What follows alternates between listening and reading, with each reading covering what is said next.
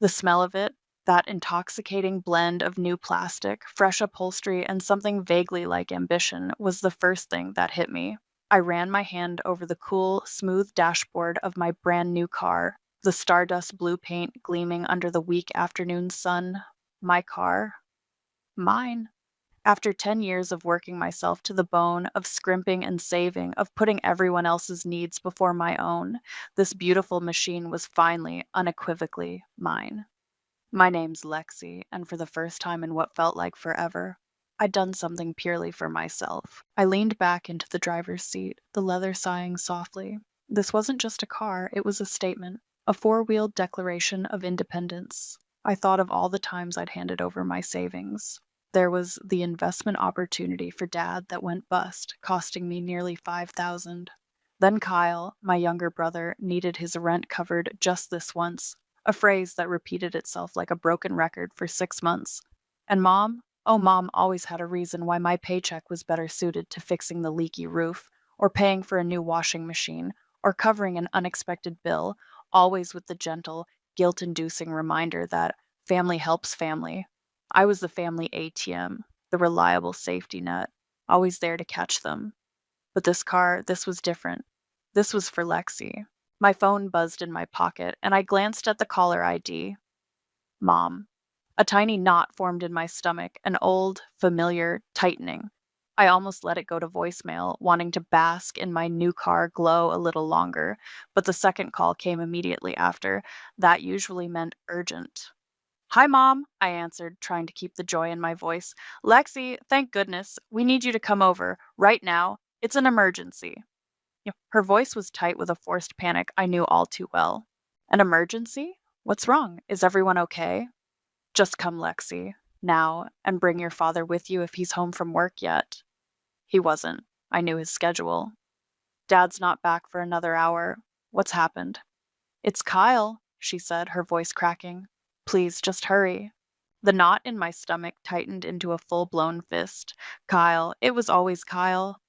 I drove my beautiful new car, the one I'd owned for precisely 7 hours, to my parents' house, a growing sense of dread eclipsing the earlier euphoria. They were all there when I walked in.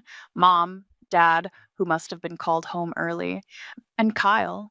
Mom was dabbing her eyes with a tissue, her face a mask of theatrical sorrow.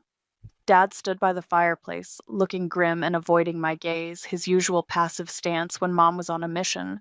Kyle was slumped on the sofa, pale and looking genuinely miserable, which, to be fair, wasn't entirely out of character for him when he wasn't getting his way. Lexi, thank God you're here, Mom began, her voice trembling. It's Kyle. What is it?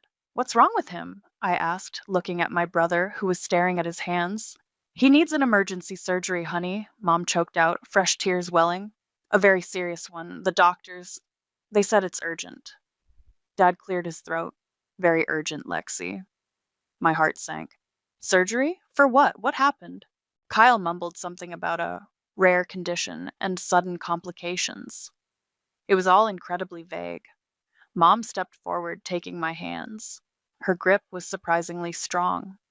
We don't have the money, Lexi. You know how things are. We've looked everywhere. Tried everything. Her eyes, red-rimmed and pleading, locked onto mine. That new car of yours. You'll have to sell it. The words hit me like a physical blow. Sell my car? The one I'd just bought? The symbol of my hard-won freedom? What? Mom, I just got it. It's just a car, Lexi, she cried, her voice rising in pitch. Family is more important. Your brother, he needs this. We need you to do this for him, for us. Kyle looked up then, his eyes wide and filled with a carefully crafted desperation. Please, Lexi, I don't know what else to do. Dad finally spoke again, his voice heavy. It's the only way, sweetheart. The doctors need the payment up front for this kind of procedure. I looked from my mother's tear-streaked face to my father's solemn nod, to Kyle's pathetic expression. The air in the room was thick with expectation, with the unspoken weight of years of my compliance. It was a perfectly orchestrated performance, and I was the unwilling audience, the designated donor. Your brother's life is at stake, Mom wailed, clutching her chest as if she might collapse.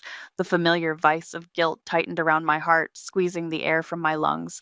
Sell my car. My beautiful, brand new car. For Kyle. Again. Would I do it? The unspoken question hung heavy in the air, their eyes boring into me, waiting. Sleep didn't come that night. I tossed and turned, Mom's tearful plea echoing in my ears. Your brother's life is at stake. Every time I closed my eyes, I saw the stardust blue paint, felt the smooth steering wheel, and then the image would shatter, replaced by Kyle's pale face. The pressure started before sunrise. My phone lit up with a text from Mom. Thinking of you, honey. Know you'll do the right thing. Love you. XOXO. It was followed by another an hour later. Kyle had a rough night. So worried. Then Dad chimed in. Lexi, your mother is beside herself. We need to sort this quickly. I finally texted back a generic. I need some time to think. This is a lot. Mom called instantly. Time? Lexi, what is there to think about? This is Kyle, your brother. I know, Mom. It's a big decision. Selling my car, I just bought it. A car can be replaced, your brother cannot, she snapped, the desperation in her voice now laced with an edge of impatience. We're counting on you. Later that morning, I went over to their house, ostensibly to discuss things. Kyle was in the living room, flicking through channels, a bowl of cereal in his lap. He looked surprisingly normal. Hey, I said, my voice flat. Oh, hey, Lexi, he mumbled, not looking up from the TV. Mom said you were coming. How are you feeling? I asked, trying to sound concerned, trying to push down the resentment that was already starting to bubble. Not great, he said, finally glancing at me. This whole thing, it's a nightmare. He winced, a little too dramatically, as he shifted on the couch. So, what exactly is this condition? Mom was pretty upset, didn't get all the details. He waved a vague hand. Oh, it's complicated. Some rare internal thing. Dr. Peterson said it's aggressive. Dr. Peterson? Is he a specialist? Yeah, top guy. Mom found him. He took a large bite of cereal. For a man facing emergency surgery for an aggressive, rare condition, his appetite seemed pretty robust. As he turned back to the TV, I caught it, just for a split second, when he thought I wasn't looking directly at him, a tiny, almost imperceptible smirk. It vanished as quickly as it appeared, but I saw it. My stomach churned. I left soon after, the image of that smirk replaying in my mind. I needed to talk to someone who wasn't emotionally invested, someone who could see things clearly. I called Serenity, my best friend. Serenity? You free to talk?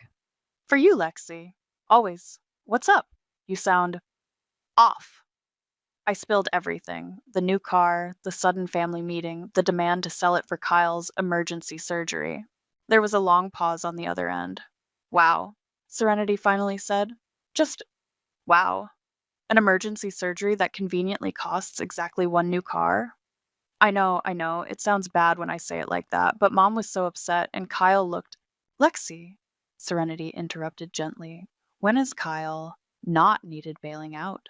And when has your mom not been able to cry on cue to get what she wants from you? I'm sorry, but this stinks. What kind of surgery is it? At what hospital? Which doctor? Specifically, did they show you any paperwork, any diagnostic reports? Well, no, I admitted. It all happened so fast. Kyle said it was some rare condition, Dr. Peterson. Mom found him. Dr. Peterson? Serenity echoed. Lexi, you need to ask more questions. Specific questions. Don't just roll over again. This is your car, your money, your life you put on hold for them countless times. If it's real, fine.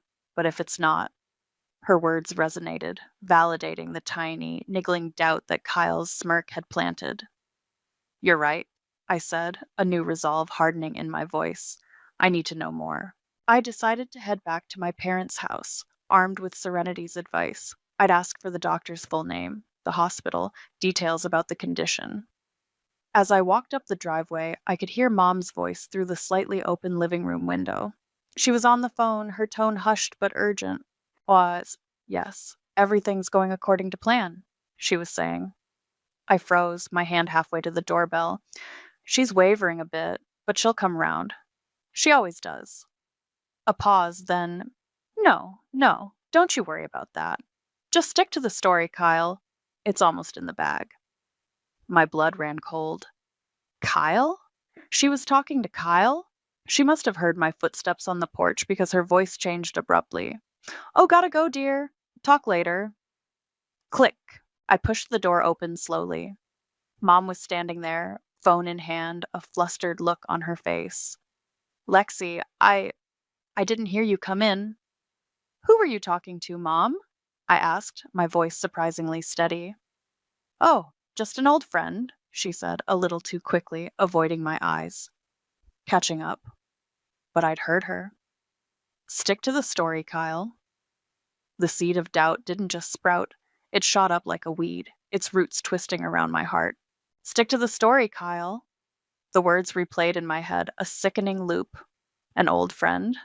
No. My mother was a terrible liar when caught off guard. That hushed conspiratorial tone was reserved for family schemes, usually involving how to get Kyle out of his latest mess. This time, I was the mess they were trying to fix with my car money. I didn't confront her then. What was the point? She'd just deny it, cry, and turn it back on me, making me the villain for doubting her, for not trusting my own family. Instead, a cold sort of clarity settled over me. If they had a story, I needed to find the truth.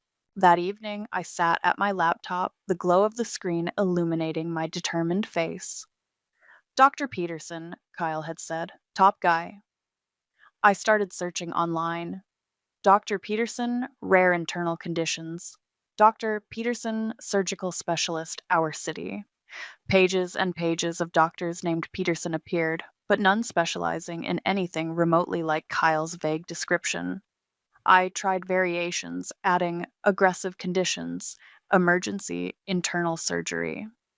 Nothing. It was like searching for a ghost. Frustration gnawed at me. If this Dr. Peterson was so renowned, why was he impossible to find? Unless he didn't exist. Or at least not in the context Kyle and Mom were selling. I leaned back, thinking. What else did I know? Kyle.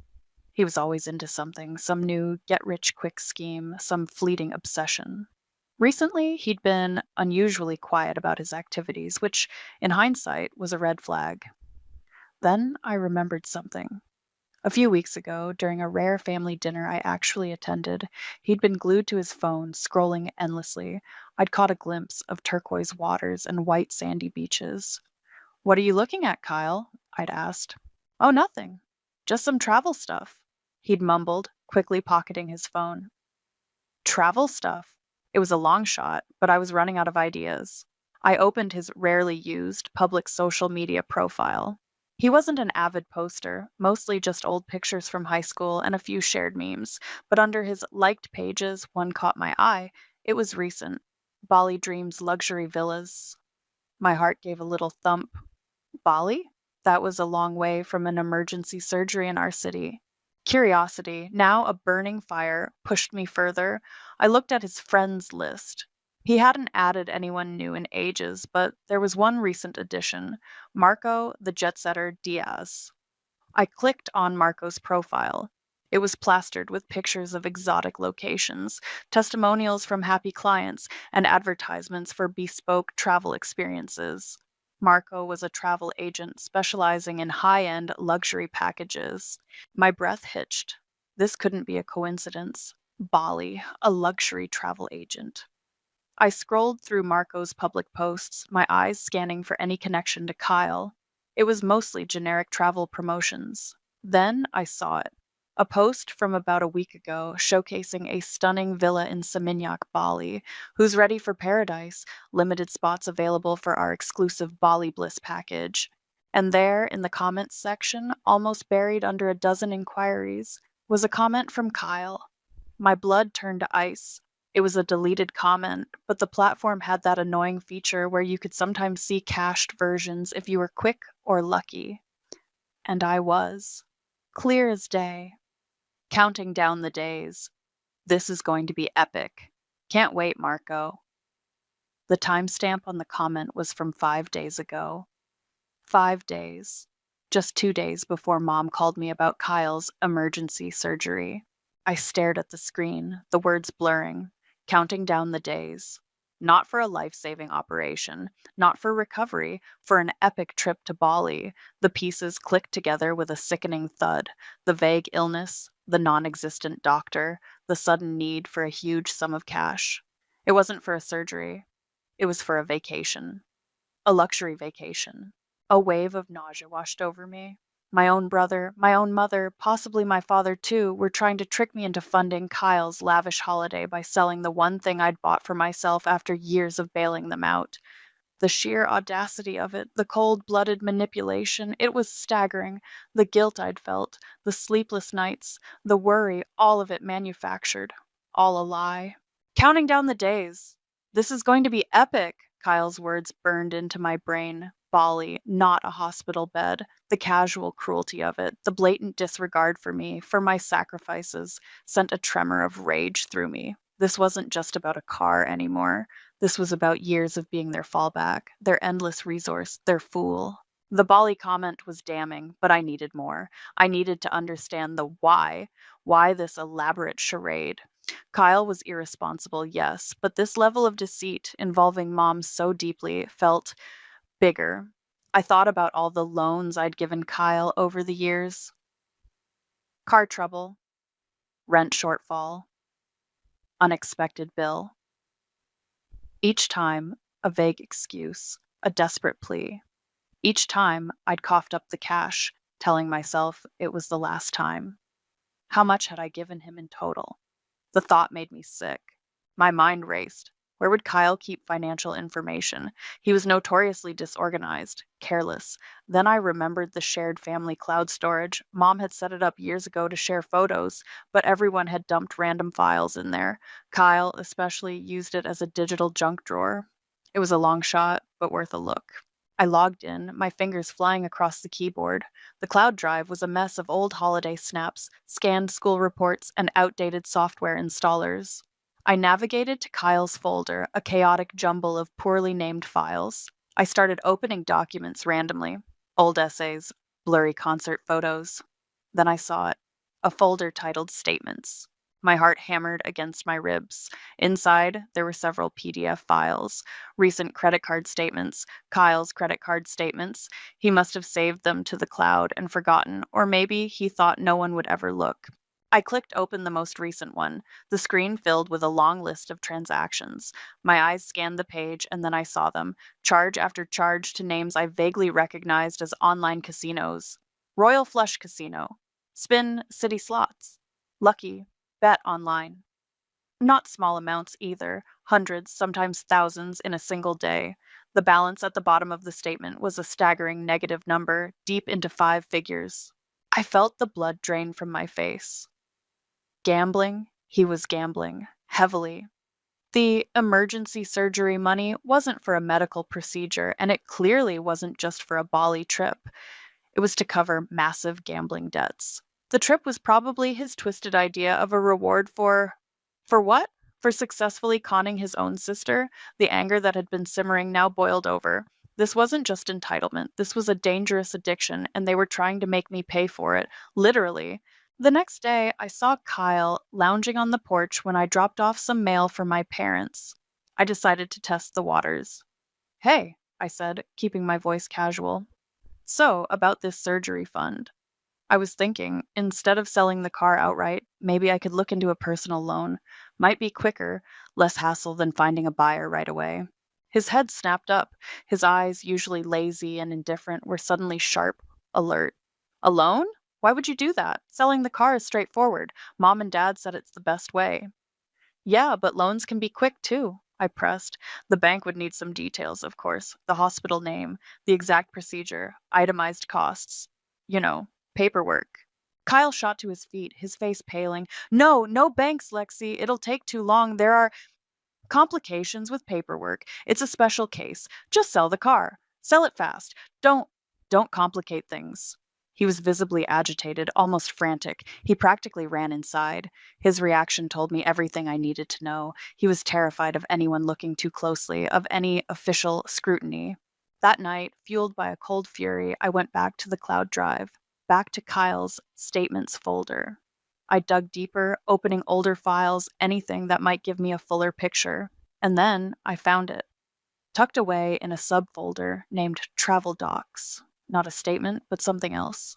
An email confirmation, saved as a PDF.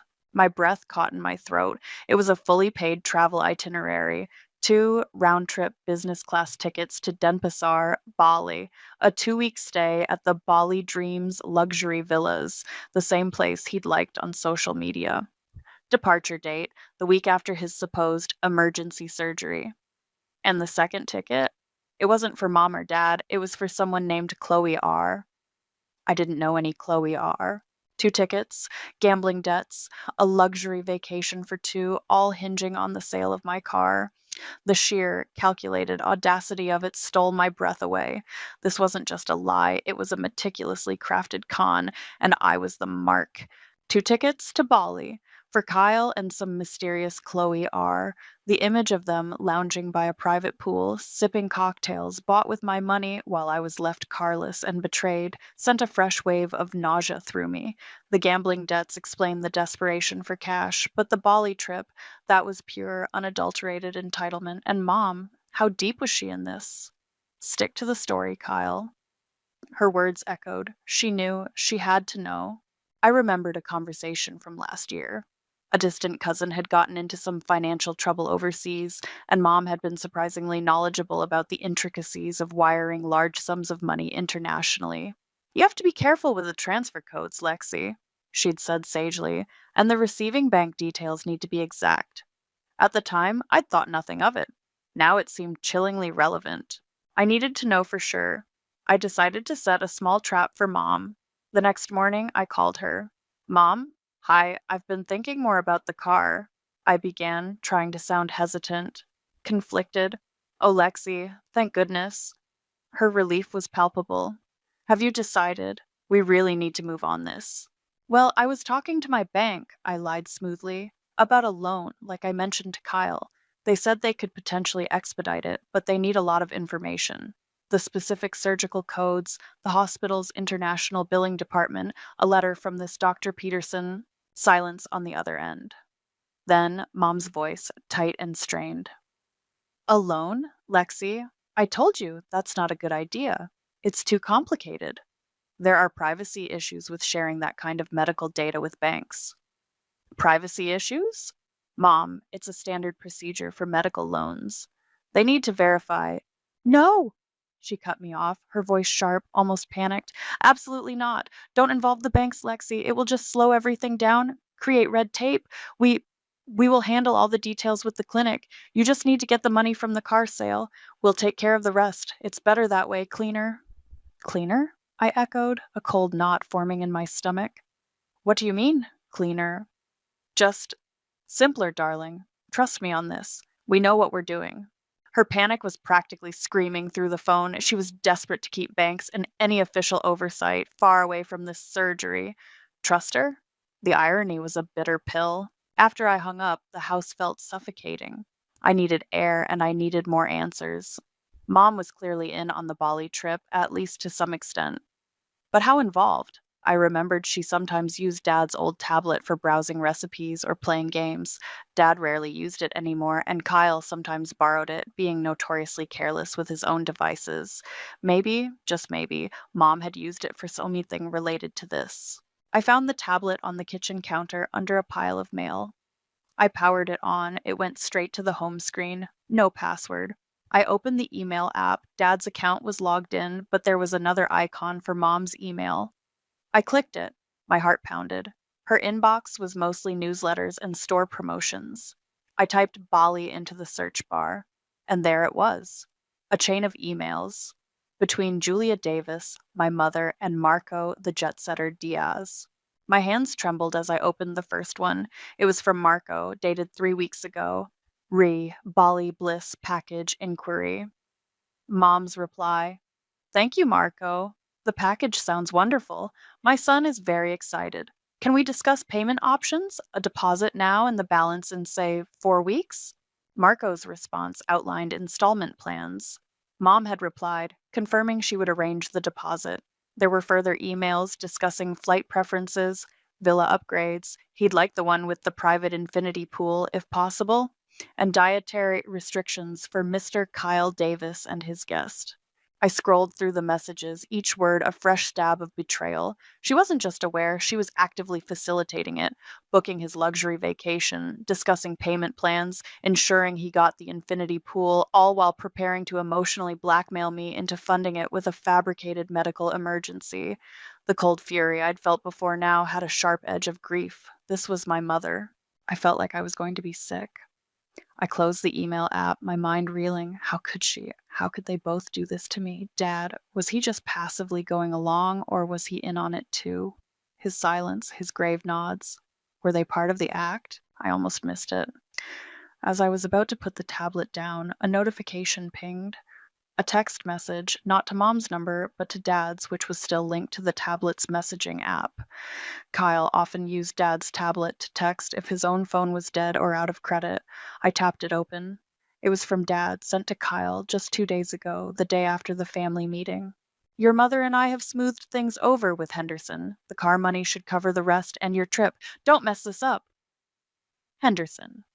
I vaguely remembered Kyle mentioning that name in connection with some misunderstanding a few months back. A creditor. A bookie, most likely. Smoothed things over. The car money should cover the rest in your trip. My father. Not just a silent, passive enabler. He was an active participant. He knew about the gambling debts. He knew about the trip.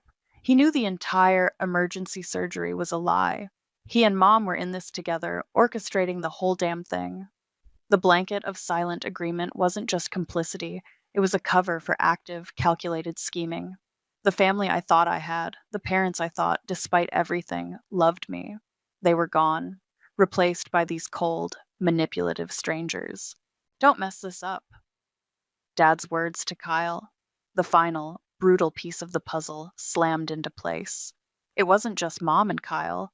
It was all three of them, a united front of deceit, with me as their target, their piggy bank. The casualness of his message, the smoothed things over with Henderson, as if discussing a minor household repair, was what broke me. The grief I'd felt at Mom's betrayal now encompassed my father too, a hollow ache where respect and affection used to be. But underneath the pain, something else was stirring. A chilling calm, the kind of calm that comes when you've hit rock bottom and realize the only way out is up, and over anyone who tries to stop you.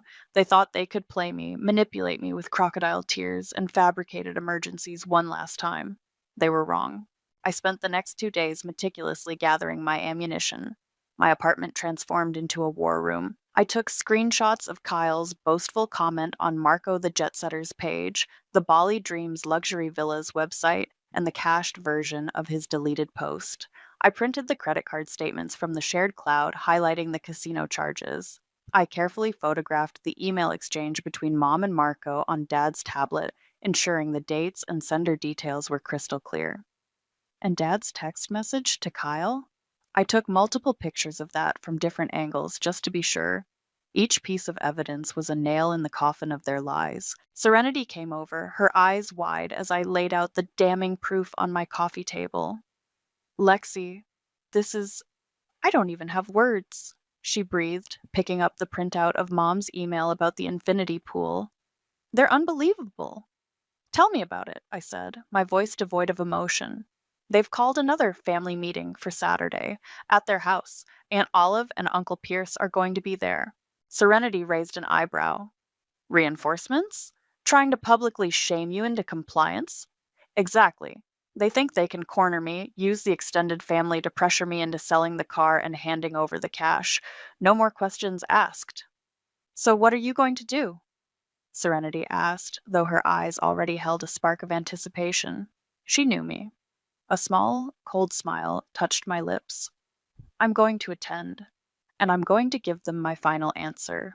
Serenity grinned. Oh, this is going to be good. You need a presentation. Something undeniable. Together, we organized the evidence. We scanned the printouts and photos, creating a digital folder. Serenity, who was much more tech savvy than me, helped me set up a small portable projector I'd forgotten I even owned, a relic from a college presentation.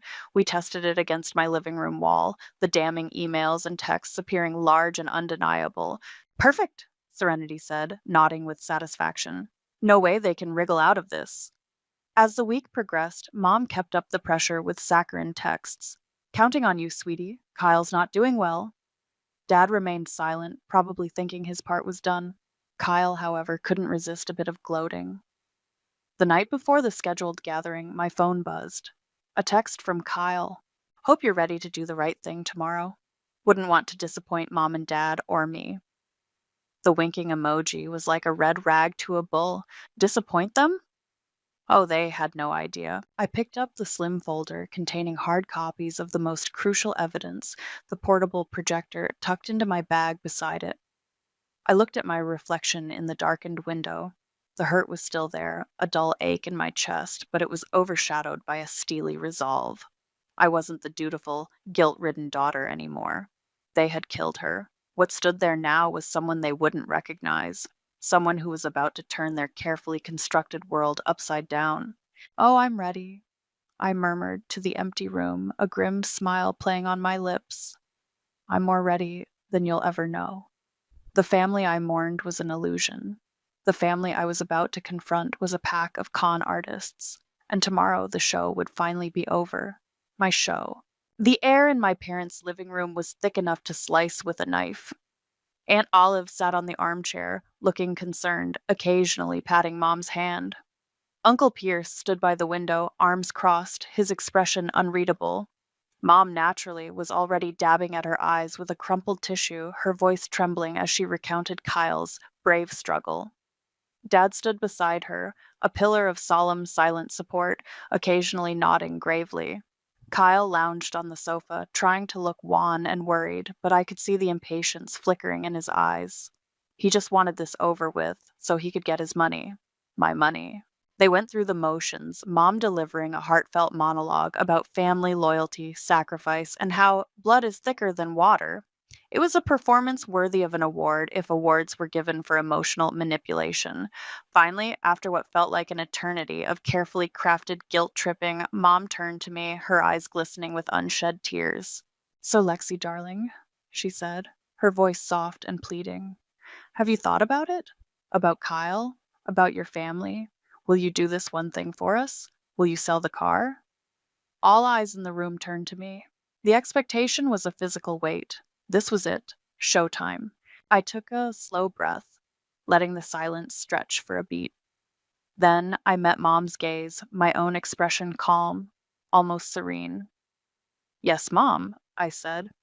I have given this a lot of thought, a whole lot of thought. And in the process, I've discovered some things. A flicker of unease crossed Mom's face. Kyle sat up a little straighter. Discovered things? Dad asked, his brow furrowing. What do you mean, Lexi? Well, I said, reaching into my bag and pulling out the small projector. Instead of just telling you, why don't I show you? I placed the projector on the coffee table, aimed it at the large, blank wall opposite the sofa, and switched it on. The room lights were already dim, creating the perfect canvas. The first image that flashed onto the wall was a screenshot of Kyle's social media page. His comment, counting down the days, this is going to be epic, highlighted in red under Marco, the jet setter's Bali post. A confused murmur went through the room. Aunt Olive leaned forward, squinting. What's this, Lexi? Mom asked, her voice suddenly less tearful, more wary. That, I said, my voice clear and steady, is Kyle, expressing his excitement for his upcoming luxury vacation to Bali, posted just days before his emergency surgery was announced. Kyle jumped to his feet. What the hell, Lexi? That's out of context. That's old. Is it, Kyle? I clicked to the next image, the fully paid itinerary for 2 business-class tickets to Bali, names Kyle Davis and Chloe R., clearly visible, along with the dates for the 2-week stay at Bali Dreams luxury villas, departing the week after his supposed surgery. Gasps rippled through the room. Aunt Olive's hand flew to her mouth. Uncle Pierce uncrossed his arms, his expression hardening. Bali, Aunt Olive whispered, looking from the screen to Mom, then to Kyle. Mom's face was rapidly losing color. Lexi, I don't understand what you're trying to do. Oh, I think you do, Mom, I said, clicking again.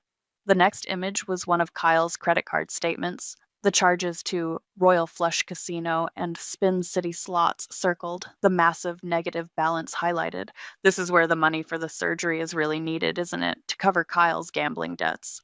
Kyle's face contorted with rage. You went through my stuff? You left it on a shared family drive, Kyle, I replied coolly. Careless. Then I showed the emails. Mom's correspondence with Marco the jet setter, her inquiries about payment plans for Kyle's Bali trip, her request for the villa with the private infinity pool. Mom stared at the wall, her mouth opening and closing like a fish. She looked ashen. Dad looked like he'd seen a ghost, his face pale and slack-jawed. Julia? Aunt Olive said, her voice trembling with disbelief. You knew about this trip? You helped book it? Before Mom could stammer a reply, I clicked to the final image. Dad's text message to Kyle. Your mother and I have smoothed things over with Henderson. The car money should cover the rest in your trip. Don't mess this up. The silence in the room was absolute, save for Mom's ragged breathing. Aunt Olive looked utterly horrified, staring at my father with wide, shocked eyes. Uncle Pierce just shook his head slowly, a look of profound disappointment on his face. Kyle's smugness had completely dissolved, replaced first by panic, then by pure, unadulterated fury. He lunged towards me, his face a mask of rage. You little bitch! He screamed. You ruined everything! Uncle Pierce moved surprisingly fast for a man his size, grabbing Kyle's arm and yanking him back. That's enough, Kyle!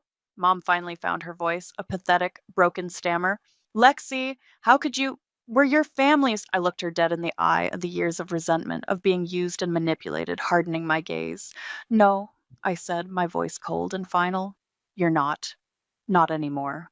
I bent down, picked up my car keys from the coffee table where I'd placed them earlier, and straightened up. The jingle of the keys was the loudest sound in the stunned room. This, I said, holding up the keys, is my final answer. I didn't wait for a response. I turned on my heel and walked out of that suffocating living room, out of that house filled with lies and shattered illusions. Each step felt lighter than the last. Behind me, I could hear the eruption, Kyle's continued yelling, Mom's hysterical sobs, Aunt Olive's shocked exclamations. But it all sounded distant, like a badly tuned radio station I was finally leaving behind. The click of my car door unlocking was the sweetest sound I'd ever heard.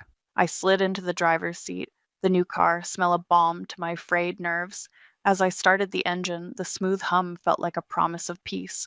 I pulled away from the curb, not once looking back in the rearview mirror. There was nothing there I wanted to see. An overwhelming wave of relief washed over me, so potent it almost made me dizzy. It was done.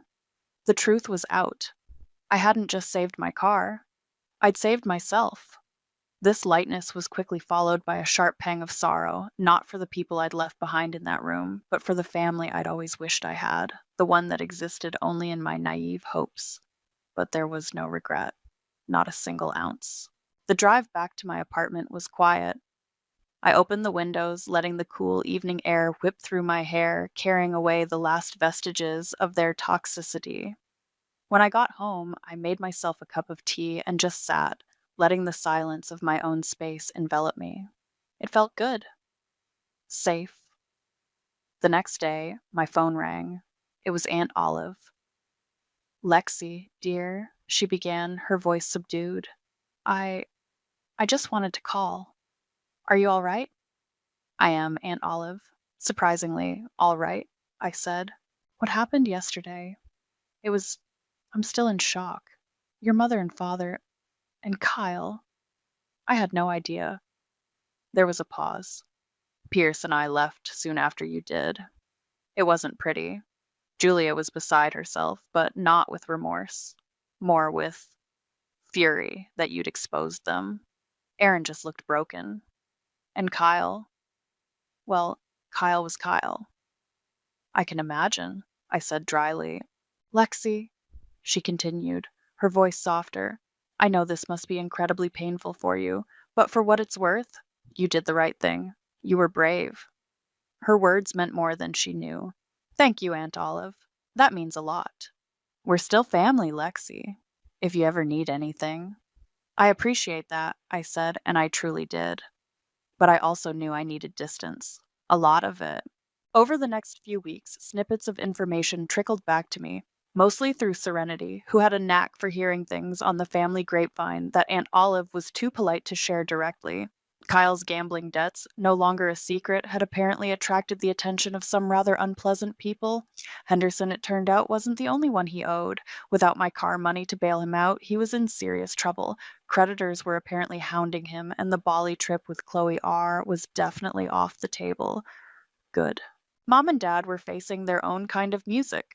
The public exposure at the family gathering had been humiliating. They'd lost face with everyone, especially with Aunt Olive and Uncle Pierce, whose good opinion they'd always valued. The social shame was apparently immense. Financially, without my contributions, they were struggling to cover Kyle's ever expanding mess and their own lifestyle, which I now realized I'd been subsidizing for years. Karma, I thought, could be a beautiful thing. I didn't hear from them directly. No tearful apologies, no angry recriminations, just silence. And honestly, the silence was a gift. I focused on myself. I drove my car, windows down, music playing, just because I could. I reconnected with friends I'd neglected because family emergencies always took precedence. I started a new hobby. I poured my energy into my work, and for the first time, my paycheck felt entirely my own. The revenge of exposing them had been undeniably satisfying, but the true victory was this: my freedom, my self respect, my life reclaimed. Looking back, I don't think I'll ever truly forgive them, not in the way people expect. Forgiveness, in this case, felt like an invitation for them to hurt me again. But I found peace in the distance, in the firm boundaries I'd finally erected. Sometimes severing ties isn't a failure, it's an act of profound self love. The consequences of their deceit had finally caught up with them, and I was no longer there to cushion the blow. My rearview mirror was clear now, and the road ahead, my road, looked bright.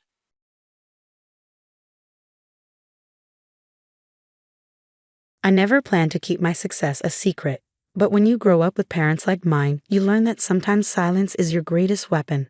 My name is Sarah Chin, and this is the story of how I built a $900 million company while my family thought I was failing.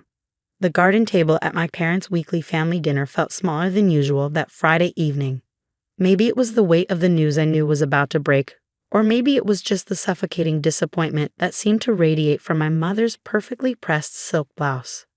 "Sarah, darling," Mom began, delicately cutting into her salmon. "I ran into Janet Wong at the club yesterday. Her daughter Jessica just made junior partner at Goldman Sachs." She paused, letting the achievement hang in the air like a guillotine blade. "Wasn't she in your class at Harvard?" I took a slow sip of water, already knowing where this was heading. "Yes, Mom, we had several classes together." "Such a smart girl," Dad chimed in, not looking up from his phone. "Following the proper path. Unlike some people who throw away perfectly good careers to play entrepreneur in their garage." 3 years ago, their words would have cut deep, but tonight, they barely touched me. I checked my watch, 7:45 p.m. 15 minutes until the Wall Street Journal article went live. "Speaking of my garage startup," I said, pulling out one of my business cards and sliding it across the table. "I brought you a new card. We rebranded last month." Dad picked it up between his thumb and forefinger like it might be contaminated. "Chin Innovations," he read with a smirk. "Very original, Sarah. What happened to that cute little name you had before? Something about butterflies?" "Chrysalis Tech," I corrected him. "We outgrew it." Mom put down her fork, concern etched across her perfectly maintained features. "Sweetheart, I think it's time we had a serious discussion about your future. You're 32 now.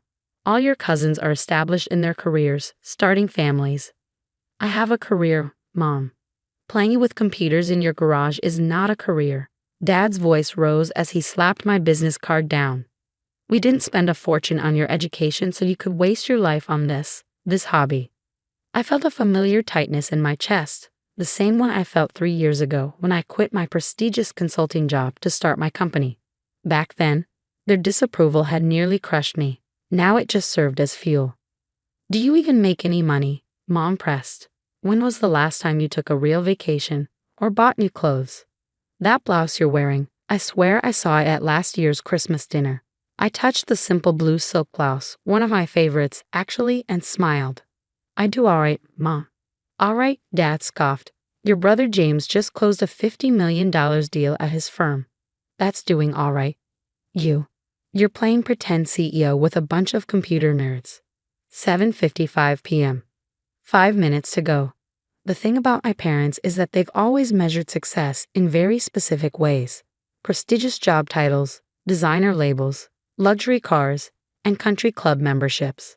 When I graduated from Harvard Business School, they had my life planned out perfectly. Join a top consulting firm, check. Climb the corporate ladder, started. Marry a suitable man from our social circle, pending, and live the life they'd worked so hard to provide. Instead, I discovered something they couldn't understand, a vision.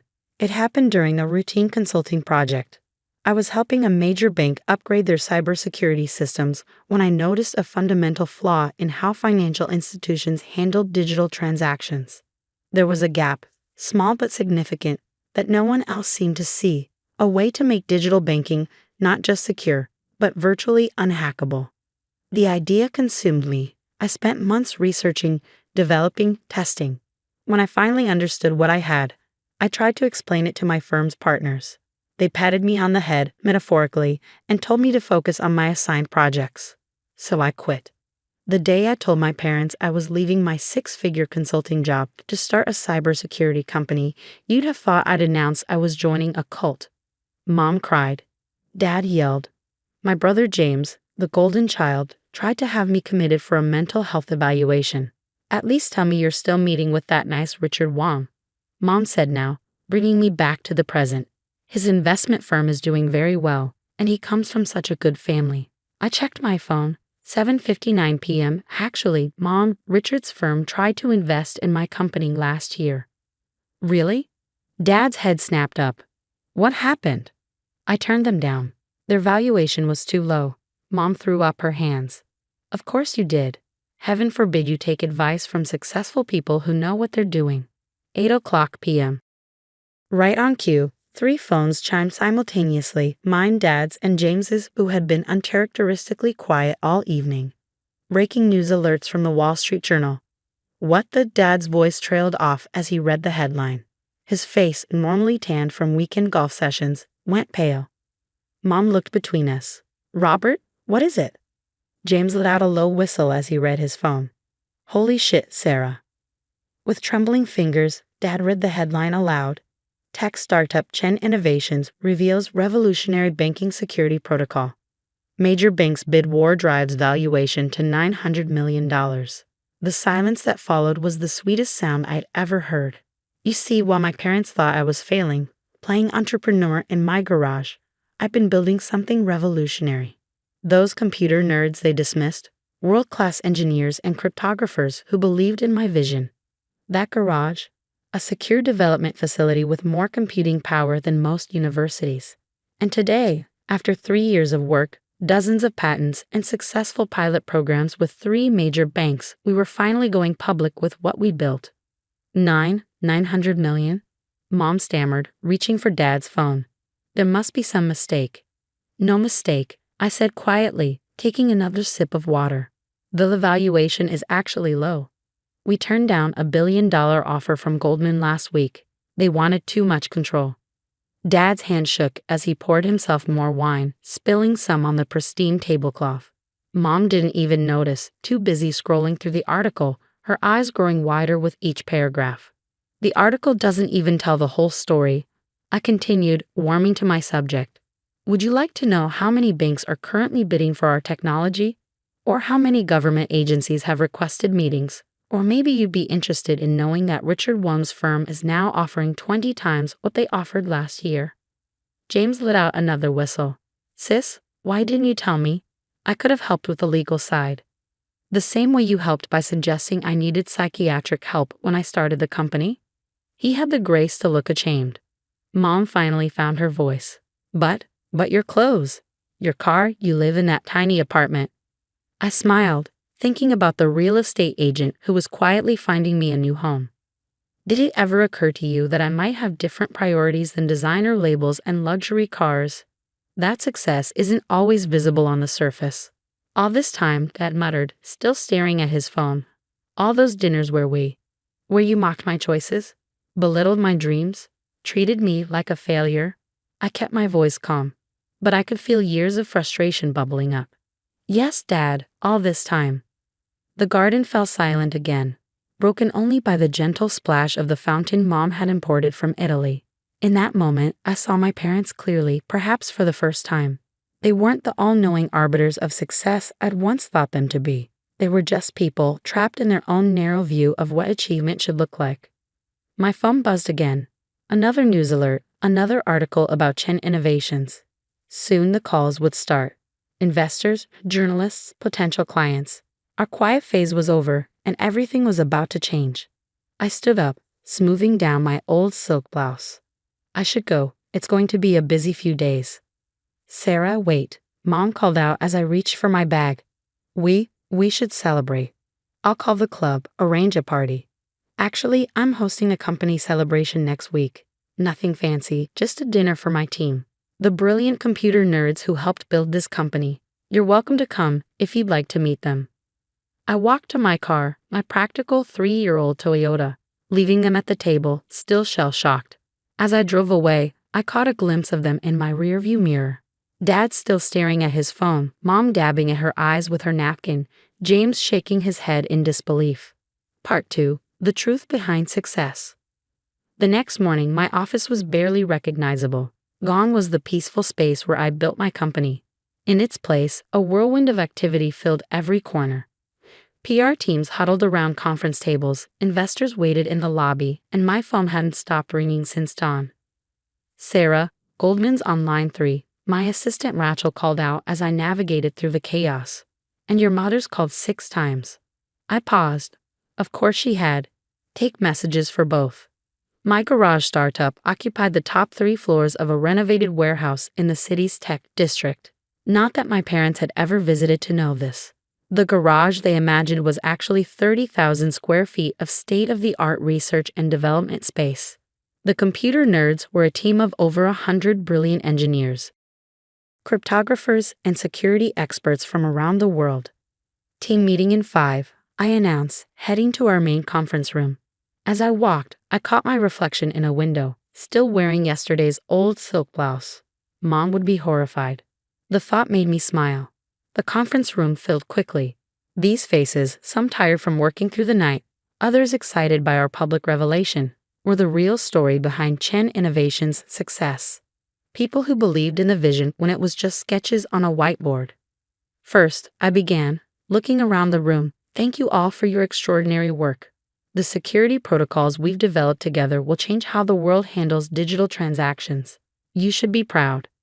Dr. Patel, our lead cryptographer, raised his hand. What about the acquisition offers? Ah, the billion-dollar question. Literally. As of this morning, we've received offers from 6 major banks and 3 tech giants. I paused, letting that sink in. But we're not selling. The room erupted in cheers. They understood what I'd known from the beginning. Our technology was too important to be controlled by any single institution. My phone buzzed again. Another text from Mom. Darling, the club is free next Saturday for your celebration. I've already spoken to the event planner. I put the phone away. She still didn't get it. Later that afternoon, as I finally caught a moment alone in my office, my mind wandered back to how this all started. Not the moment I discovered the security flaw. That was just the spark. The real beginning was a conversation I had with my grandmother before she passed away. I was still at my consulting job, miserable but too afraid to leave. Grandma Chen, unlike her son, my father, had built something from nothing. She'd arrived in America with $10 and a dream, eventually building a successful import-export business. Sarah, she'd said, holding my hand in her hospital room. There are 2 kinds of people in this world. Those who build their dreams and those who live in the dreams others built for them. Your father, he chose the second path. But you, my girl, you have the builder's spark in your eyes. She passed away 2 weeks later. I quit my job the next day. The early days were brutal. I emptied my savings, sold my designer wardrobe, much to Mom's horror, and moved into a tiny apartment to fund initial development. My first team members worked for equity because I couldn't afford salaries. We really did start in a garage, my landlord's, actually, which we rented for extra workspace. Dad's words from those days still echoed. You're throwing your life away on a fantasy. But we weren't. Every sleepless night, every failed test, every ramen dinner brought us closer to something revolutionary.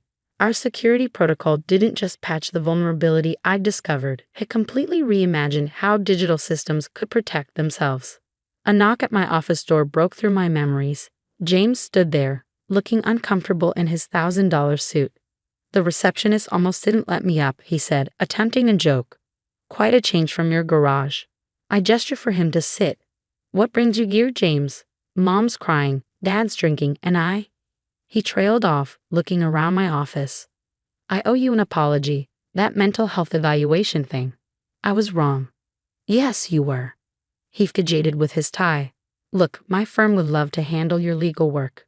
With all these offers coming in. Stop. I held up my hand. That's not an apology. That's an attempt to profit from my success. His face reddened. Sarah, be reasonable. We're family. Funny, that didn't matter when you all thought I was failing. Another knock saved him from responding. Rachel poked her head in. Sorry to interrupt, but the team needs you. We're seeing some unusual patterns in the test deployment. I stood up. I have to go. Real work to do. Sarah, James called as I reached the door. How did you know? How did you know it would work when everyone said you were crazy? I thought about Grandma Chen, about those early days in the actual garage, about the moment our first prototype succeeded. I didn't know, I answered honestly. I just knew I had to try. That's the difference between builders and dreamers, James. Builders don't need certainty. They just need courage. Leaving him in my office, I headed to the R&D floor where my team was gathered around a bank of monitors. This was my real family, the ones who believed, who built, who sacrificed. Dr. Patel waved me over. Look at this pattern in the neural network. It's evolving faster than our projections. As I lost myself in the technical discussion, my phone buzzed one last time. A text from Mom. Darling, please. Let us make this right. We're having a small dinner party tomorrow. Just a few close friends who'd love to hear about your success. I turned off the phone. They still didn't understand. This wasn't about them anymore. It never really was. That evening, as the office finally quieted, I stood at the window looking out over the city. 3 years ago, I'd walked away from everything my parents valued. Prestige, security, status.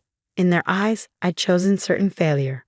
But standing there, watching the sunset reflect off neighboring buildings, I realized something important. Success isn't just about proving others wrong. It's about proving yourself right. My practical Toyota still sat in the parking lot, now surrounded by news vans. The old silk blouse hung comfortably on my shoulders. Tomorrow, I face more investors, more journalists, more family drama. But tonight in this moment, I was exactly where I needed to be. My phone lay silent on my desk, but I knew what was happening across town. Mom would be calling her friends, trying to spin this revelation into something that fit her worldview. Dad would be researching my company, finally reading the patents he dismissed as fantasy. James would be calculating how to benefit from his connection to me. Let them. Their actions said more about them than they ever did about me. Dr. Patel appeared at my door. Sarah, the team's ordering dinner. That little Vietnamese place you love. Want to join? I smiled, thinking about the celebration Mom was probably still planning at the country club. Absolutely. As we walked to the elevator surrounded by empty energy drink cans and whiteboards covered in complex algorithms, I felt a deep sense of peace. This was success, not the valuation, not the headlines, but this. Building something meaningful. Leading a team that shared my vision. Staying true to myself even when everyone I loved said I was wrong. The next morning, a package arrived at my office. Inside was an old, worn business card for Chen Imports and Exports and a handwritten note. Found this in your grandmother's things. Thought you should have it. Dad. I pinned the card to my wall, right next to my joke of a business card that he'd mocked just days ago. Grandma Chen would have understood. She would have been proud not of the $900 million valuation, but of the courage it took to get here. My phone buzzed. Rachel this time. The Pentagon's on line 1. They want to discuss potential applications. I smiled, picking up the phone. Time to build something even bigger. Because that's what builders do. We don't wait for permission. We don't need validation. We see possibilities where others see problems, and we have the courage to chase them. As for my parents, maybe someday they'll understand that success isn't always measured in designer labels and country club memberships. Maybe they'll learn that true achievement often comes quietly, wrapped in determination and late-night coffee runs rather than silk and status. But even if they don't, I know who I am. I'm Sarah Chin, and I build things that matter.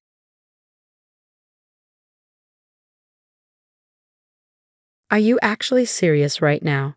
I stared at my stepdaughter Vanessa in disbelief, the words hanging between us like a physical barrier. Completely serious, she replied, arms crossed over her designer blouse. Dad would have wanted me to have the perfect wedding. And since he's not here to pay for it, the responsibility falls to you. I took a deep breath, trying to process what she was asking. Demanding, actually. My husband Richard had passed away 14 months ago after a brief but brutal battle with pancreatic cancer, leaving me to raise our twins, Max and Olivia, who had just turned 12. And now his 26-year-old daughter from his first marriage wanted me to sell our family home to fund her extravagant wedding to a man she'd been dating for less than a year. Vanessa, this house isn't just an asset. It's our home, mine and the twins. Where exactly would you expect us to live? I asked, struggling to keep my voice level. She shrugged, inspecting her manicured nails. You could rent somewhere smaller. The twins could share a room. It's temporary until you figure things out. That conversation happened 8 months ago, the first of many confrontations that led me to where I am today, standing at the back of an ostentatious church, watching my stepdaughter's wedding unfold with a document in my hand that would change everything. Richard and I had been married for 14 years. I met him when I was 30 after his first marriage to Vanessa's mother had ended in a bitter divorce. Vanessa was 12 then, the same age my twins are now, and I'd done everything I could to be a supportive stepmother despite her resistance. She just needs time, Richard would say whenever I came home crying after another one of Vanessa's cruel rejections. The divorce was hard on her. I gave her time, years of it. I attended every school event, helped with college applications, celebrated her achievements, and tried to include her in our family life after the twins were born. But Vanessa remained cold, treating me like a temporary inconvenience in her father's life rather than his wife and the mother of her half-siblings. When Richard was diagnosed, everything happened so quickly. Within 3 months he was gone, and I was left grieving while trying to help two confused and heartbroken children process the loss of their father. Vanessa, who had moved across the country for work years ago, flew in for the funeral and left the next day. I can't bear to be in that house without him, she'd said, not bothering to help with any arrangements or spend time with her half-siblings, who were desperate for connections to their dad. I didn't hear from her again until she called announcing her engagement to Bradley, the son of a prominent local business family she'd reconnected with at the funeral. The same call where she mentioned how perfect our spacious home would be for wedding photos. When I refused to sell our house, explaining that it would uproot the twins during an already difficult time, Vanessa exploded. "This is so typical. You've always put those kids ahead of me," she shouted through the phone. "Dad left that house to all of us, not just you and your precious twins." This wasn't technically true. Richard and I had owned the house jointly, and his will had left his share to me with the understanding that the twins would inherit it eventually. Vanessa had received a generous life insurance payout and Richard's vintage car collection, which she promptly sold. "Vanessa, your father wouldn't want your siblings to lose their home," I tried to reason. "Half-siblings," she corrected icily. "And Dad would have wanted to give me away at my dream wedding. Since he can't do that, the least you could do is make sure the wedding happens the way he would have wanted." Despite my refusal to sell, Vanessa continued with her wedding plans, repeatedly hinting that I could do the right thing and at least take out a second mortgage. When that didn't work, she started asking for loans, suggesting I dip into the twins' college funds or cash out my retirement account. "It's just sitting there anyway," she argued during one particularly heated phone call. "And Bradley's parents are expecting a wedding that matches their social standing. I can't embarrass him with something cheap." I offered what I could afford, a modest contribution that would cover the flowers or perhaps the photographer. She dismissed it as insulting. The situation reached a breaking point 3 months before the wedding. Vanessa and Bradley came for dinner, ostensibly to discuss compromises on the wedding budget. The twins were excited to see their older sister, having prepared handmade gifts to congratulate her on her engagement. "We made these for you," Olivia said shyly, presenting a scrapbook of family photos that included several of Vanessa with Richard from when she was younger. Vanessa barely glanced at it. "Thanks, I'll look at it later." Throughout dinner, she discussed the wedding as if it were a corporate merger, all spreadsheets and vendor negotiations. Bradley mostly sat in silence, occasionally giving me apologetic looks when Vanessa's demands became particularly outrageous. "The venue alone is $40,000, she explained, showing me pictures of a historic mansion. "And that's before catering, which is another $35 per head with a minimum of 200 guests. "That's more than I make in a year," I said quietly, aware of the twins listening from their end of the table. "Well, if you just sell this place, it wouldn't be an issue," Vanessa snapped. "It's too big for the three of you anyway." "This is our home," Max interjected, his voice small but determined. "Dad picked it out special for when we were born." Vanessa rolled her eyes. "You wouldn't even remember that.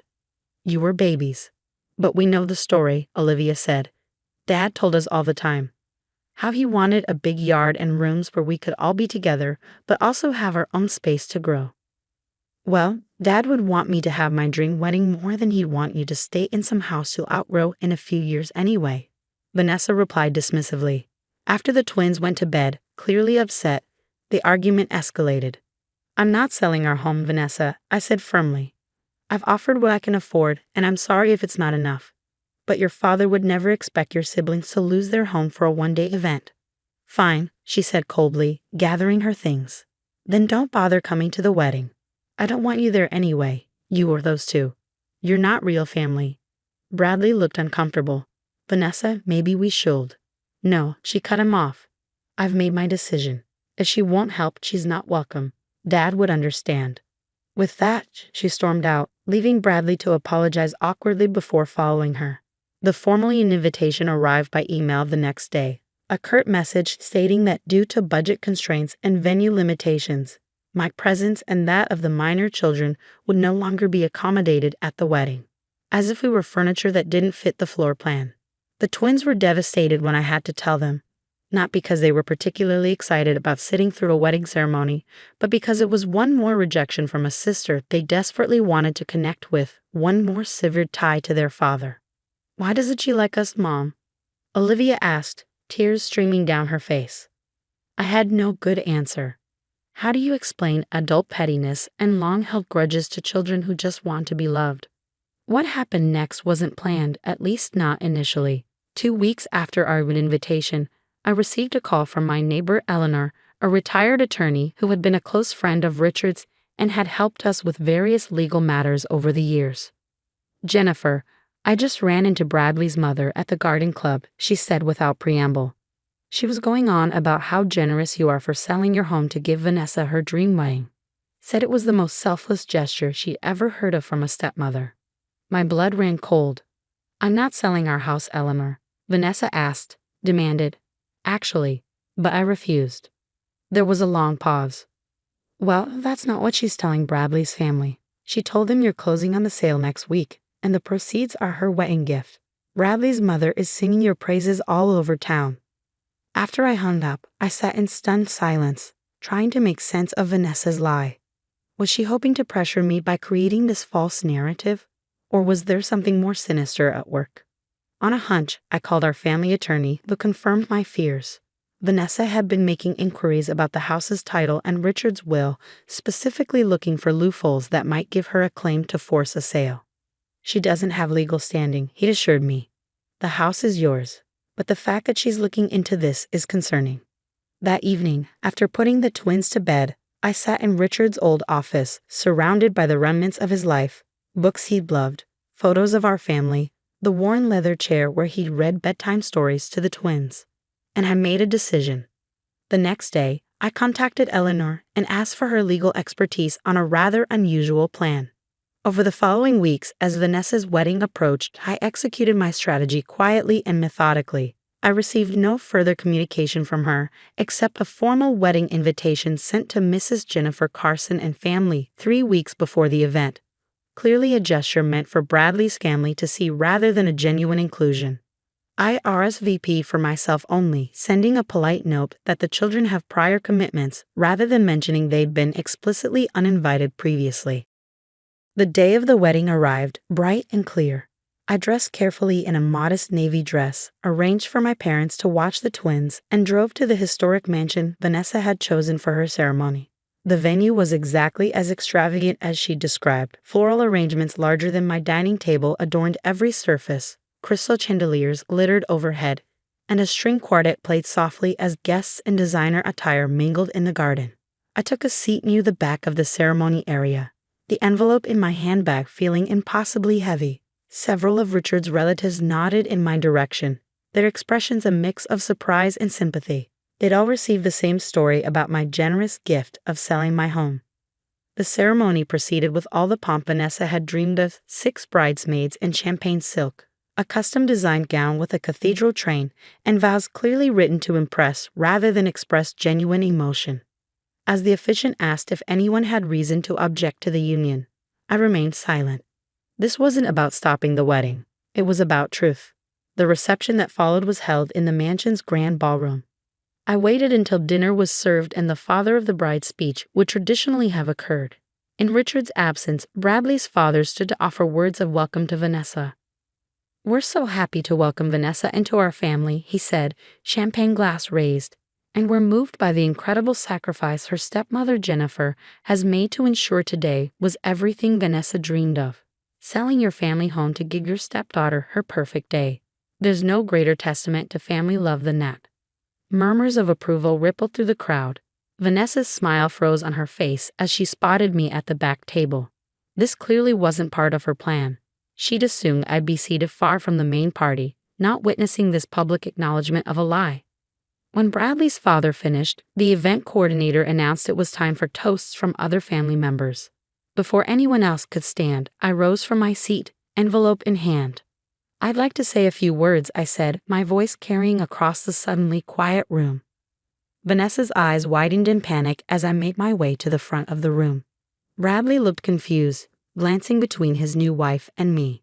For those who don't know me, I'm Jennifer Carson, Richard's widow and Vanessa's stepmother. I began, my voice steadier than I felt. "First, I want to congratulate Vanessa and Bradley on their marriage and wish them every happiness." I paused, making eye contact with Bradley's parents, who were beaming at me with approval. "I've heard there's been some confusion about a wedding gift from me," I continued. "Specifically, about the sale of our family home." Vanessa half rose from her seat, but Bradley placed a restraining hand on her arm, his expression darkening as he began to understand the implications. "I want to clarify that I have not sold my home to pay for today's celebration," I said clearly. "That home is where my children, Vanessa's half-siblings, and I still live. It's the home Richard and I built together, where we raised our family, and where his memory lives on in every room." The room had gone completely silent.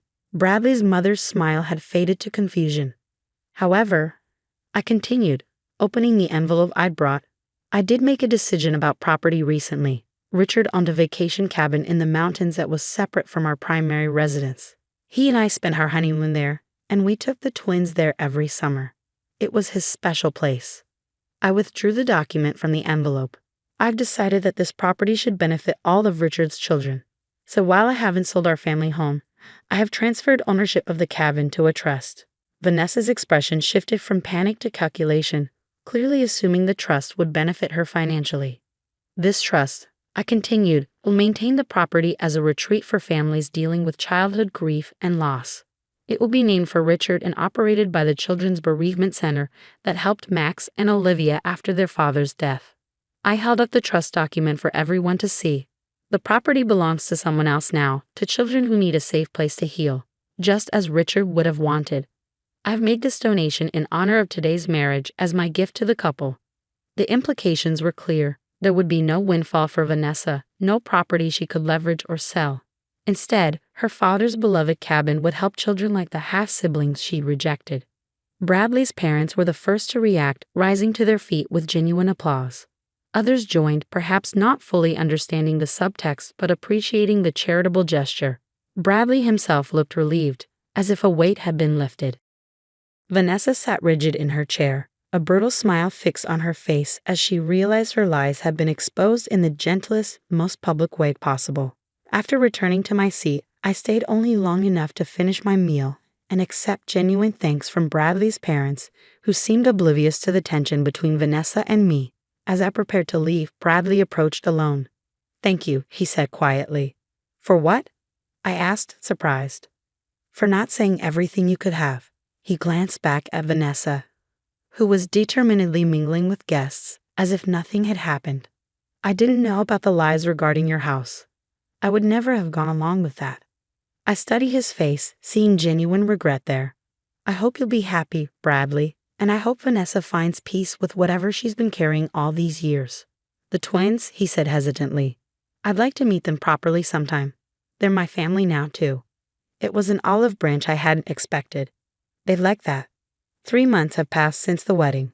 Vanessa and Bradley returned from their honeymoon to find their social circle well aware that there had been no sacrifice of a family home, though most were tactful enough not to mention it directly.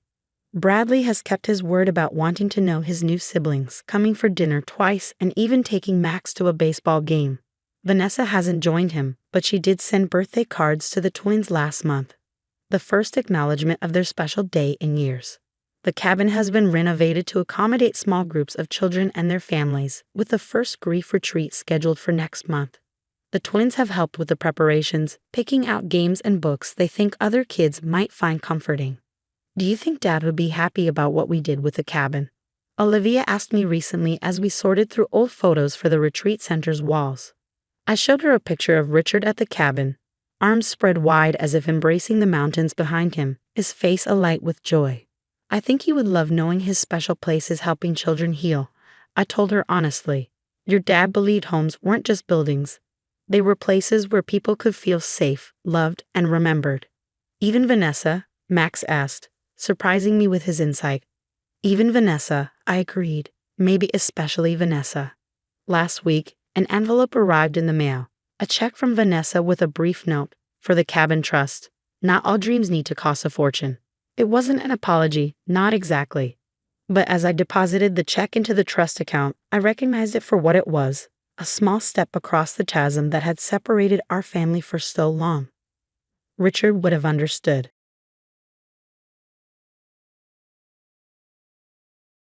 I'd always been the odd one out in my family. While my older sisters Diane and Rebecca both followed our parents' well-trodden path into corporate law, I chose a different direction, pursuing my passion for sustainable architecture. According to my family, this made me the creative but impractical one, the sister who could never quite get her life together. "Maya, honey, when are you going to get a real job?"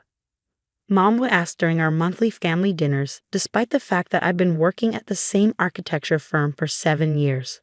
"Architecture is a real job, Mom," I'd reply with practiced patience. "Of course it is, sweetie," she'd say in that tone that meant the exact opposite. "But is it stable?"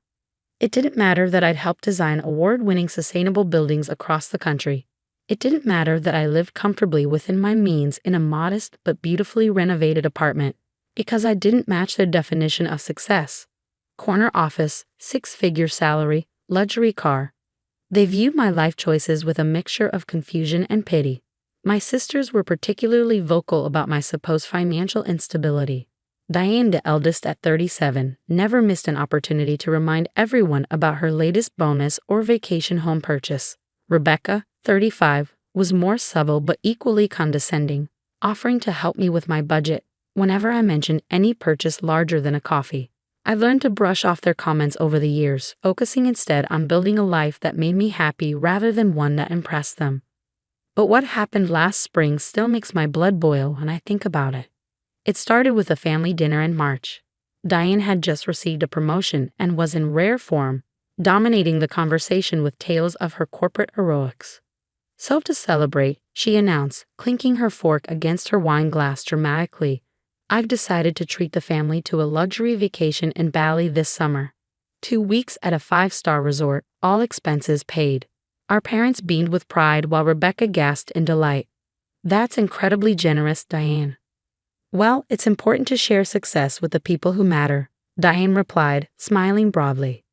I waited for her to look in my direction to include me in the invitation.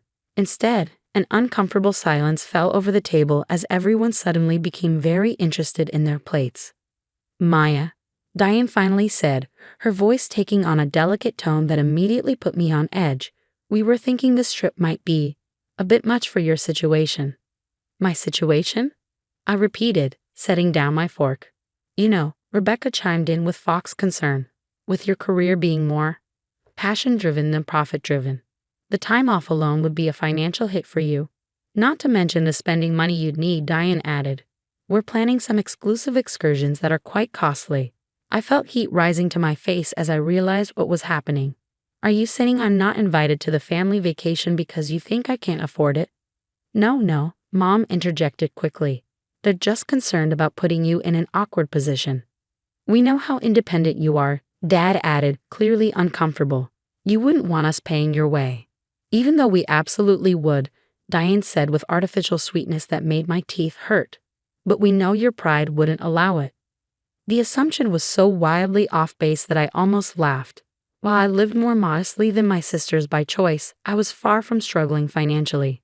In fact, thanks to some smart investments and my habit of saving rather than showing off, I was in an excellent financial position. But before I could correct their misperception, Rebecca spoke up again. Actually, Maya, there is something you could help us with while we're away. I should have seen it coming. Both our regular nannies are unavailable those weeks, she continued, and we were hoping you might watch the kids. They love their Auntie Maya, and we pay you, of course. 5 children, 2 weeks, while they sipped cocktails on a Balinese beach. Let me get this straight, I said slowly. I'm not invited on the family vacation because you think I can't afford it, but you want me to babysit your children for 2 weeks while you're all gone. When you put it that way, it sounds terrible, Diane laughed, waving her hand dismissively. Think of it as house sitting with benefits. You get to stay in our homes, use our pools. We'd stock the fridges, Rebecca added helpfully. I looked around the table, waiting for anyone, to acknowledge the absurdity of the situation. Instead, they were all nodding as if this was a perfectly reasonable arrangement. I'll have to check my schedule, I managed to say, which they immediately interpreted as agreement. The conversation moved on, but I remained silent for the rest of the meal, a plan already forming in my mind. Over the next few weeks, Diane and Rebecca ramped up their vacation planning, creating a family group chat that excluded me where they shared resort photos and excursion options. Meanwhile, they created a separate chat with just me to coordinate the childcare details, when to pick up each child, their schedules, dietary restrictions, and an ever-growing list of rules and requirements. I responded politely but non-committally, neither agreeing to nor refusing their requests outright. Whenever they pressed for confirmation, I'd cite work commitments that I needed to sort out first. This is exactly why you need a more structured career path, Diane texted after I mentioned potential work conflicts. Corporate jobs have clear vacation policies. I didn't bother explaining that my unstructured career had actually given me considerable flexibility and autonomy. I was saving that revelation for later. A month before their scheduled departure, I finally agreed to meet them for coffee to finalize the arrangements. They arrived with color-coded binders for each child, looking relieved that their child care plan was coming together. We can't thank you enough, Maya, Rebecca said, sliding a binder across the table. The kids are so excited to have their fun aunt staying with them. About that, I said, taking a sip of my coffee. I'm afraid I won't be able to watch the children after all. Their expressions fell in perfect synchronization. What do you mean? Diane demanded. We've been planning this for months. No, you've been planning this for months, I corrected her. I never actually agreed to it. I said I needed to check my schedule, and I have. It turns out I'll be out of the country those weeks.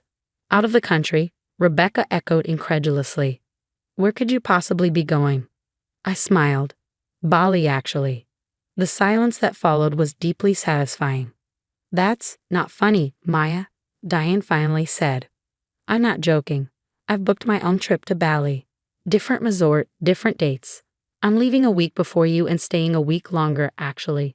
But how can you afford? Rebecca caught herself, but not quickly enough. Afford it. I finished for her. Quite easily, as it happens. Contrary to what you all seem to believe, I'm not struggling financially. I may not flaunt my money like you do, but that doesn't mean I don't have any. Their disbelief would have been comical if it wasn't so insulting. You should call a professional childcare service, I suggested, gathering my bag. They'll need some advance notice. I left them sitting there, mouths still slightly agape, feeling lighter than I had in years. The next few weeks brought a barrage of texts and calls. First from my sisters, then from my parents when their appeals failed to move me. The messaging evolved from indignation to guilt-tripping to, finally, grudging offers to include me in their trip after all. We never meant to exclude you, Diane claimed in a particularly revisionist voicemail. There must have been a misunderstanding. I didn't bother responding. Instead, I focused on my own travel preparations and a special project I'd been working on in my spare time. As the departure date approached, my mother called with one last attempt at reconciliation. Your sisters feel terrible about the misunderstanding, Maya. They want to make it right. Won't you at least come to the airport to see everyone off? The children would love to say goodbye to their aunt. I considered refusing, but the opportunity was too perfect to pass up. Sure, Mom. I'd be happy to. The morning of their departure, I arrived at the international terminal dressed casually but tastefully, a simple envelope in my hand. My parents and sisters were already there with their mountain of luggage and 5 overexcited children running in circles around them. Auntie Maya, my nieces and nephews cried in unison when they spotted me, rushing over for hugs. We're going on an airplane to see monkeys, my youngest nephew informed me solemnly. That sounds amazing, buddy, I said, giving him an extra squeeze. My sisters approached more cautiously, their expressions a mixture of discomfort and forced cordiality. Thanks for coming to see us off, Diane said stiffly. The kids are thrilled. I nodded, then held out the envelope. I brought something for you, a parting gift. Rebecca took it, eyeing me suspiciously. What is this? Open it. Inside was a detailed financial portfolio statement with my name at the top. I'd redacted some personal information but left the totals clearly visible. My investment accounts, retirement funds, property equity, and liquid assets. The bottom line was highlighted in yellow, a number that made both my sisters' eyes widen. Is this real? Diane asked, her voice barely above a whisper. Completely. I've been investing since I was 22. Living below my means, making smart choices with my money instead of showing it off. I took the paper back and returned it to the envelope. I could buy that resort you're staying at if I wanted to. But unlike some people, I don't measure my worth or others by their bank accounts. The airport announcement system called their flight for boarding, but neither of my sisters moved, still processing what they'd just seen. Maya, we had no idea, Rebecca began. That was the point. I cut her off. You never bothered to ask. You assumed that because I chose a different path, I must be struggling. You excluded me from a family vacation because of your own biases and then expected me to be grateful for the chance to babysit your children while you enjoyed yourselves. We made a mistake, Diane admitted, looking genuinely contrite for perhaps the first time in her adult life. We should have included you. Yes, you should have. Not because I can afford it, but because I'm your sister. The boarding announcement repeated, more urgently this time.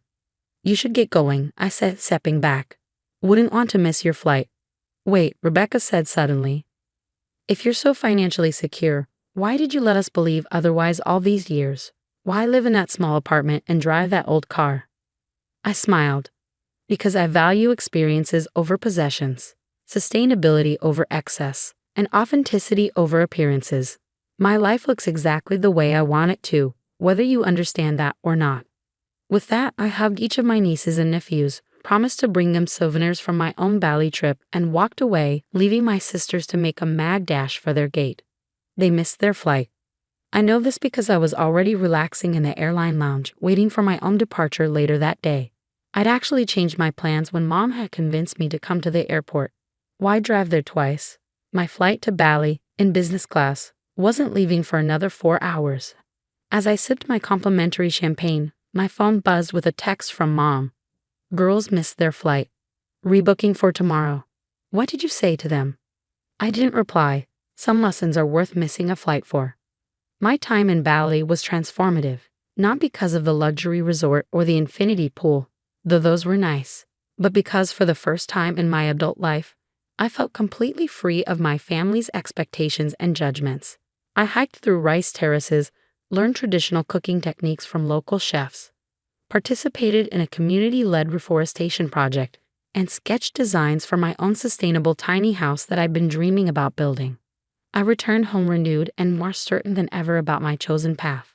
2 days after I got back, there was a knock at my apartment door. I opened it to find both my sisters standing awkwardly in the hallway, looking uncharacteristically humble. "Can we come in?" Diane asked. I hesitated, then stepped aside to let them enter.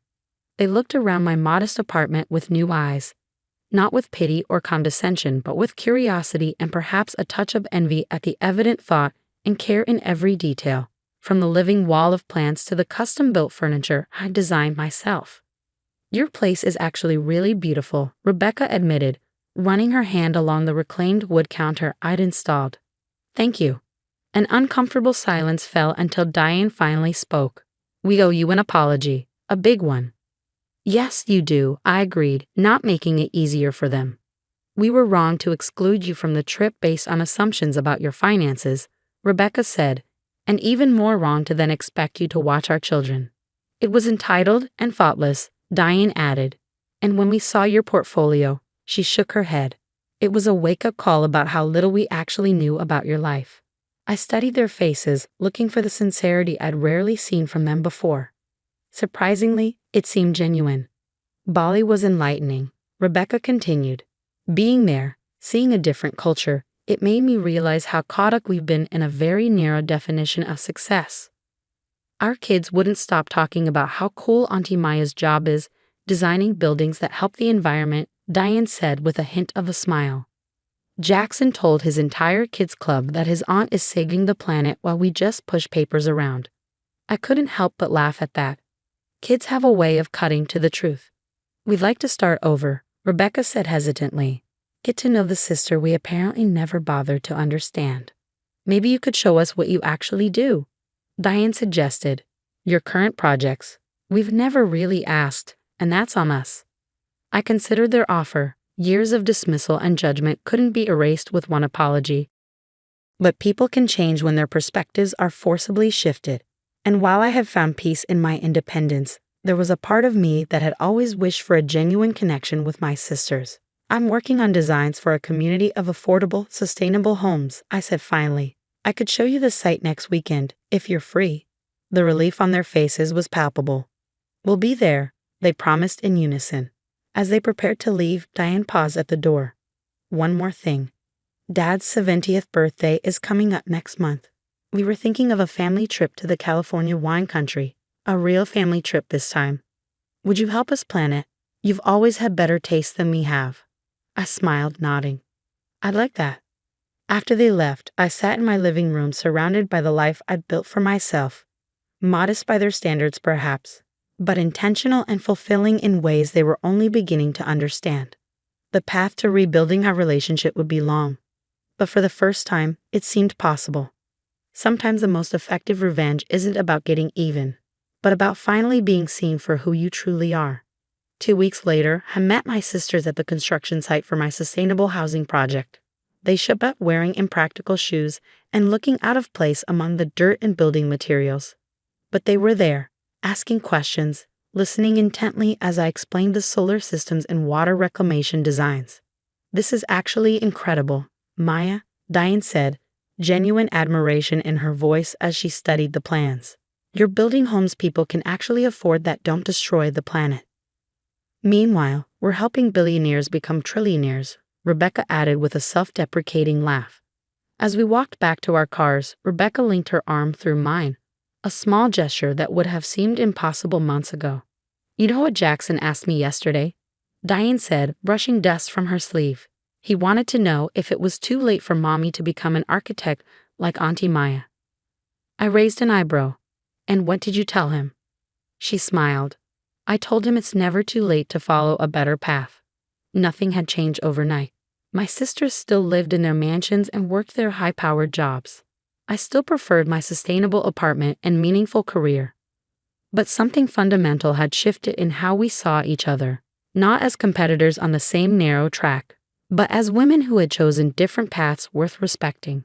And really, that acknowledgement was worth more than any luxury vacation could ever be.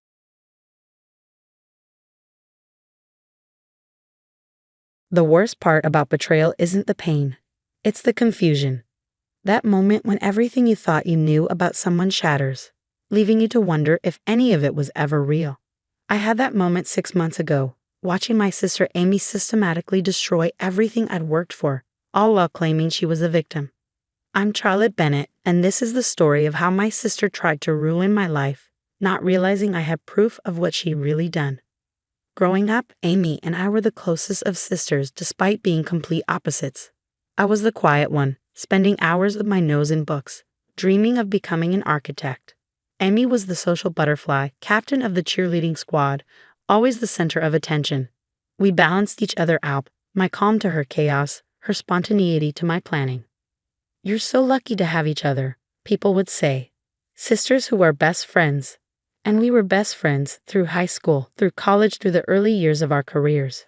At least that's what I thought. The problem started 3 years ago when we both ended up at Matthews and Stone, one of the top architectural firms in Boston. I was hired as a junior architect, having spent years building my portfolio and reputation. Amy joined the marketing department, handling client relations and social media. At first, it was great having my sister at the same company. We'd meet for lunch, swap office gossip, support each other through tough projects. Then I met James. James Harrison was the firm's rising star, a brilliant architect with a vision for sustainable urban development that aligned perfectly with mine. We started collaborating on projects, our professional chemistry obvious to everyone.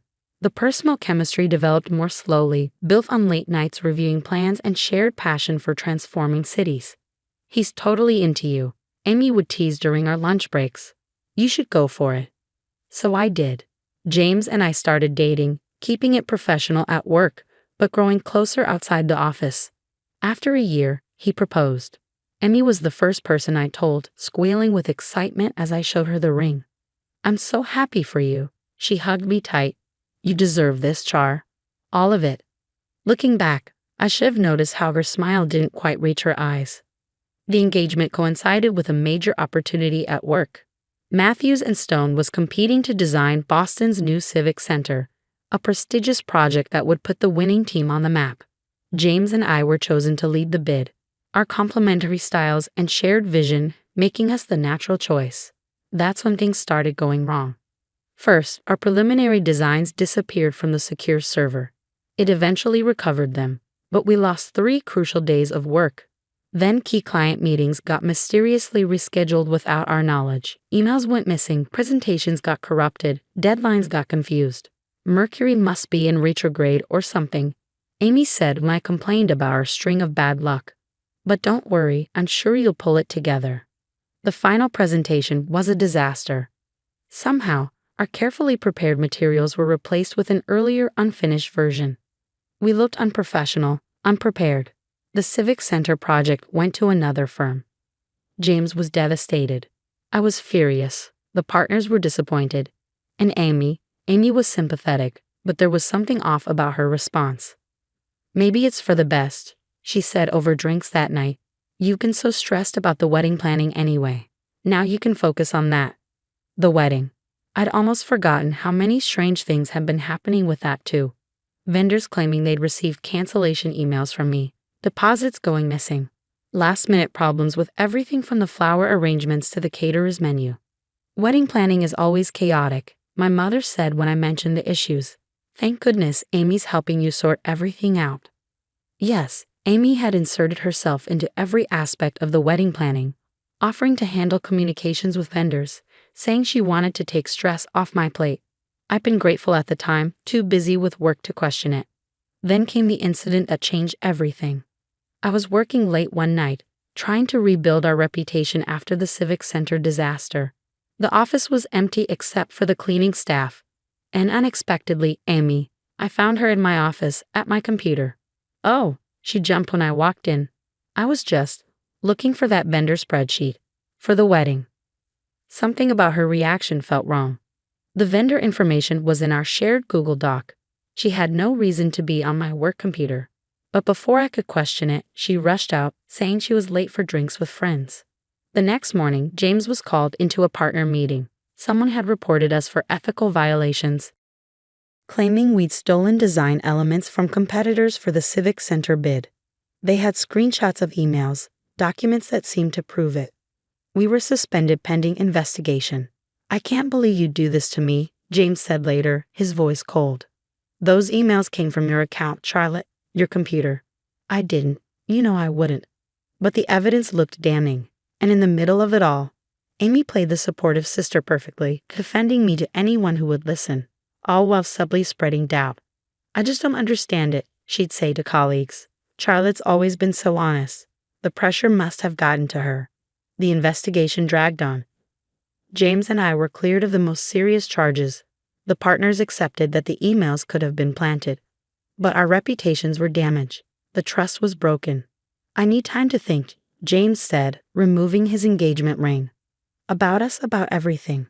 I went home that night to find Amy in my apartment, ostensibly bringing comfort food and sympathy. She hugged me as I cried, stroked my hair, told me everything would work out.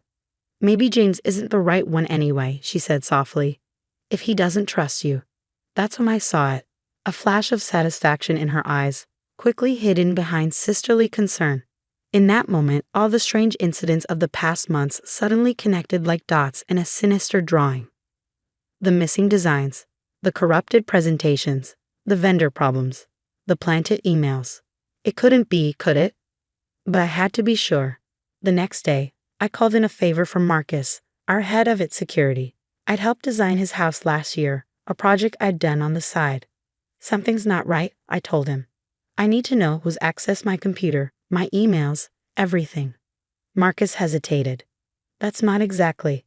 Please, my career and relationship are falling apart. I need to know the truth. He agreed to help, setting up monitoring software and recovering deleted security logs. He also helped me install discrete cameras in my office, their feeds backing up to a secure cloud server. Then I waited, watching, gathering evidence. The rehearsal dinner was in 2 days. Despite everything, we decided to go ahead with the wedding, James agreeing to try to work things out. Amy had been particularly insistent about keeping the date. You can't let a little work drama ruin your special day, she'd said. Trust me, I have everything under control.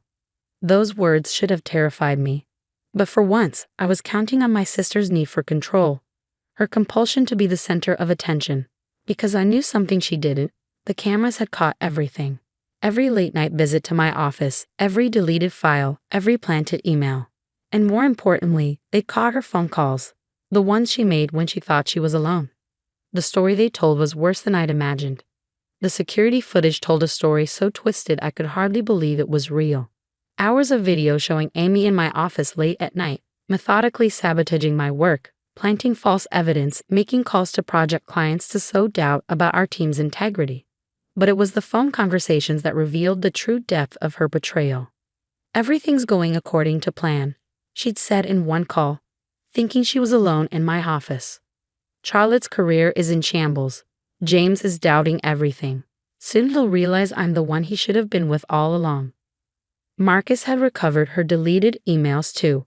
Messages to vendors canceling services for my wedding, correspondence with competitors during the Civic Center bid, even a fake email account she created in my name to send incriminating messages. Are you sure you want to do this? Marcus asked as he helped me compile the evidence.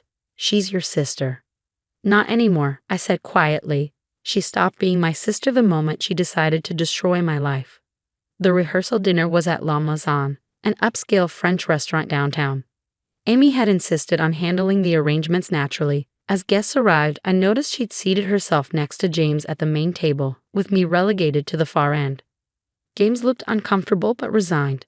We'd barely spoken in the past week, the weight of unresolved suspicions hanging between us. My parents chatted nervously, clearly sensing the tension but not understanding its source. Amy was radiant, playing the devoted sister and maid of honor to perfection. She even prepared a speech, she announced, something special she wanted to share with everyone. I let her start, let her stand there in her designer dress, champagne glass raised, all eyes on her, just how she liked it. I've known Charlotte all my life, she began, her voice thick with fake emotion. We've shared everything, secrets, dreams, even our workplace. That's why this is so difficult. She paused dramatically, pulling out a folder. But sometimes love means telling hard truths. I've discovered evidence that my sister, that Charlotte, has been lying to all of us. Gasps around the room. James went pale. My parents looked stricken. These documents prove that Charlotte not only stole designs from competitors. Emmy continued, but she's been embezzling from our wedding fund, canceling vendors and keeping the deposits. That's quite a story, I said, standing slowly. Why don't we watch a movie instead? Before she could respond, I nodded to Marcus, who started the video projection we'd set up. The screen came to life with crystal clear security footage. There was Amy sneaking into my office at midnight, Amy deleting files from my computer, Amy making calls on her cell phone. No, this is Charlotte Bennett. I need to cancel my contract. Yes, keep the deposit. No, don't try to contact me directly. The color drained from her face as her own voice filled the room. James should have been mine. We had a connection at the office Christmas party last year. I know he felt it too.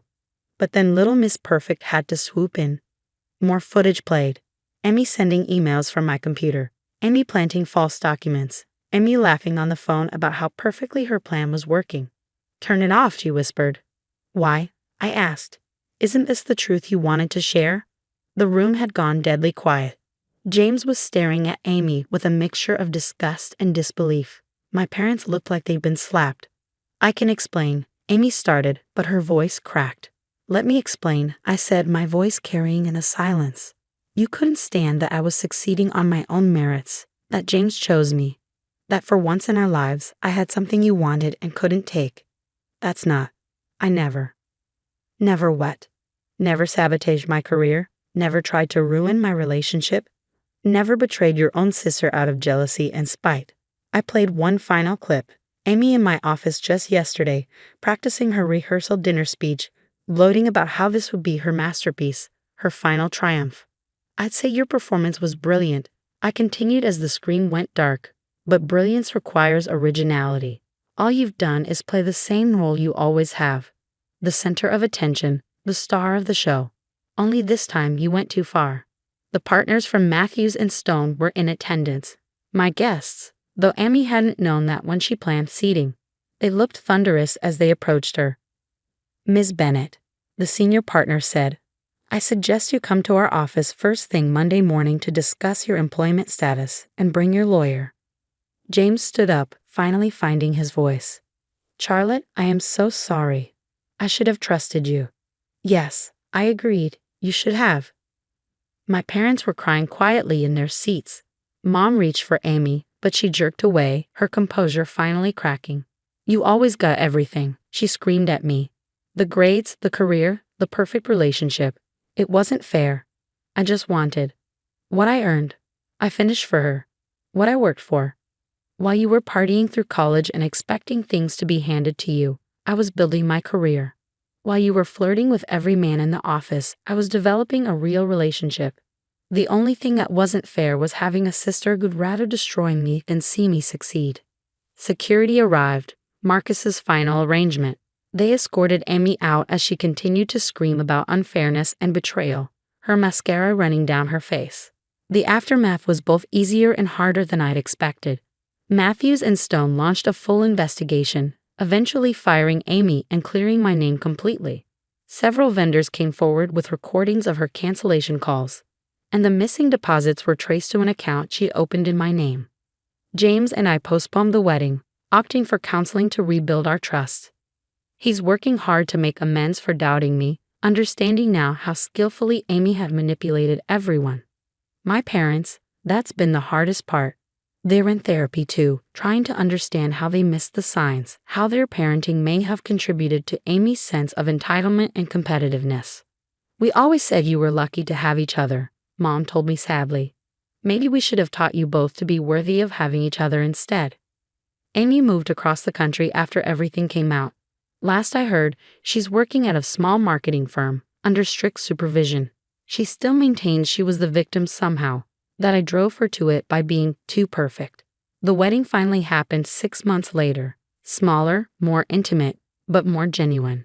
Instead of a maid of honor, I had my closest friends stand with me. People who had supported me through everything, who had seen through Amy's manipulations even when I couldn't. During the reception, James pulled me aside to show me something.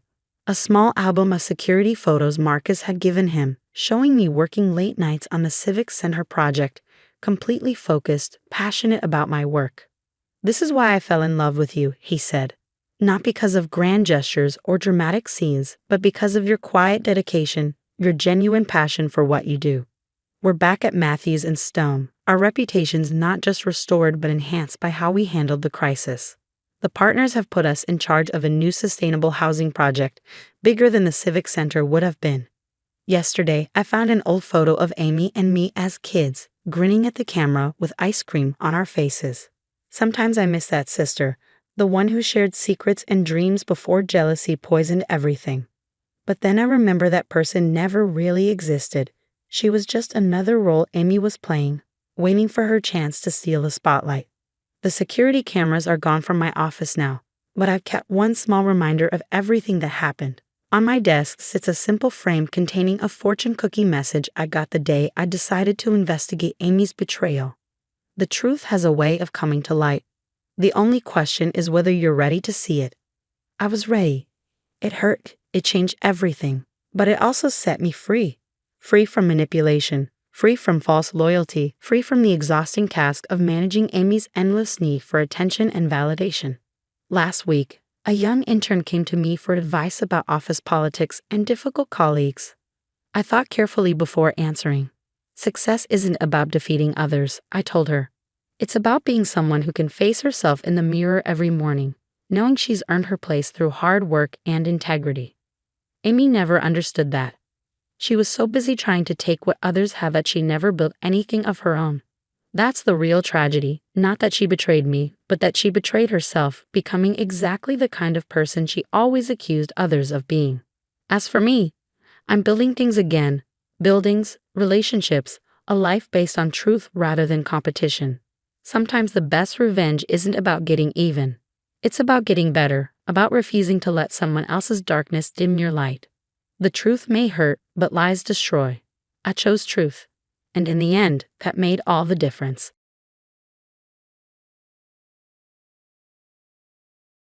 I never expected to become my grandmother's caretaker at 28.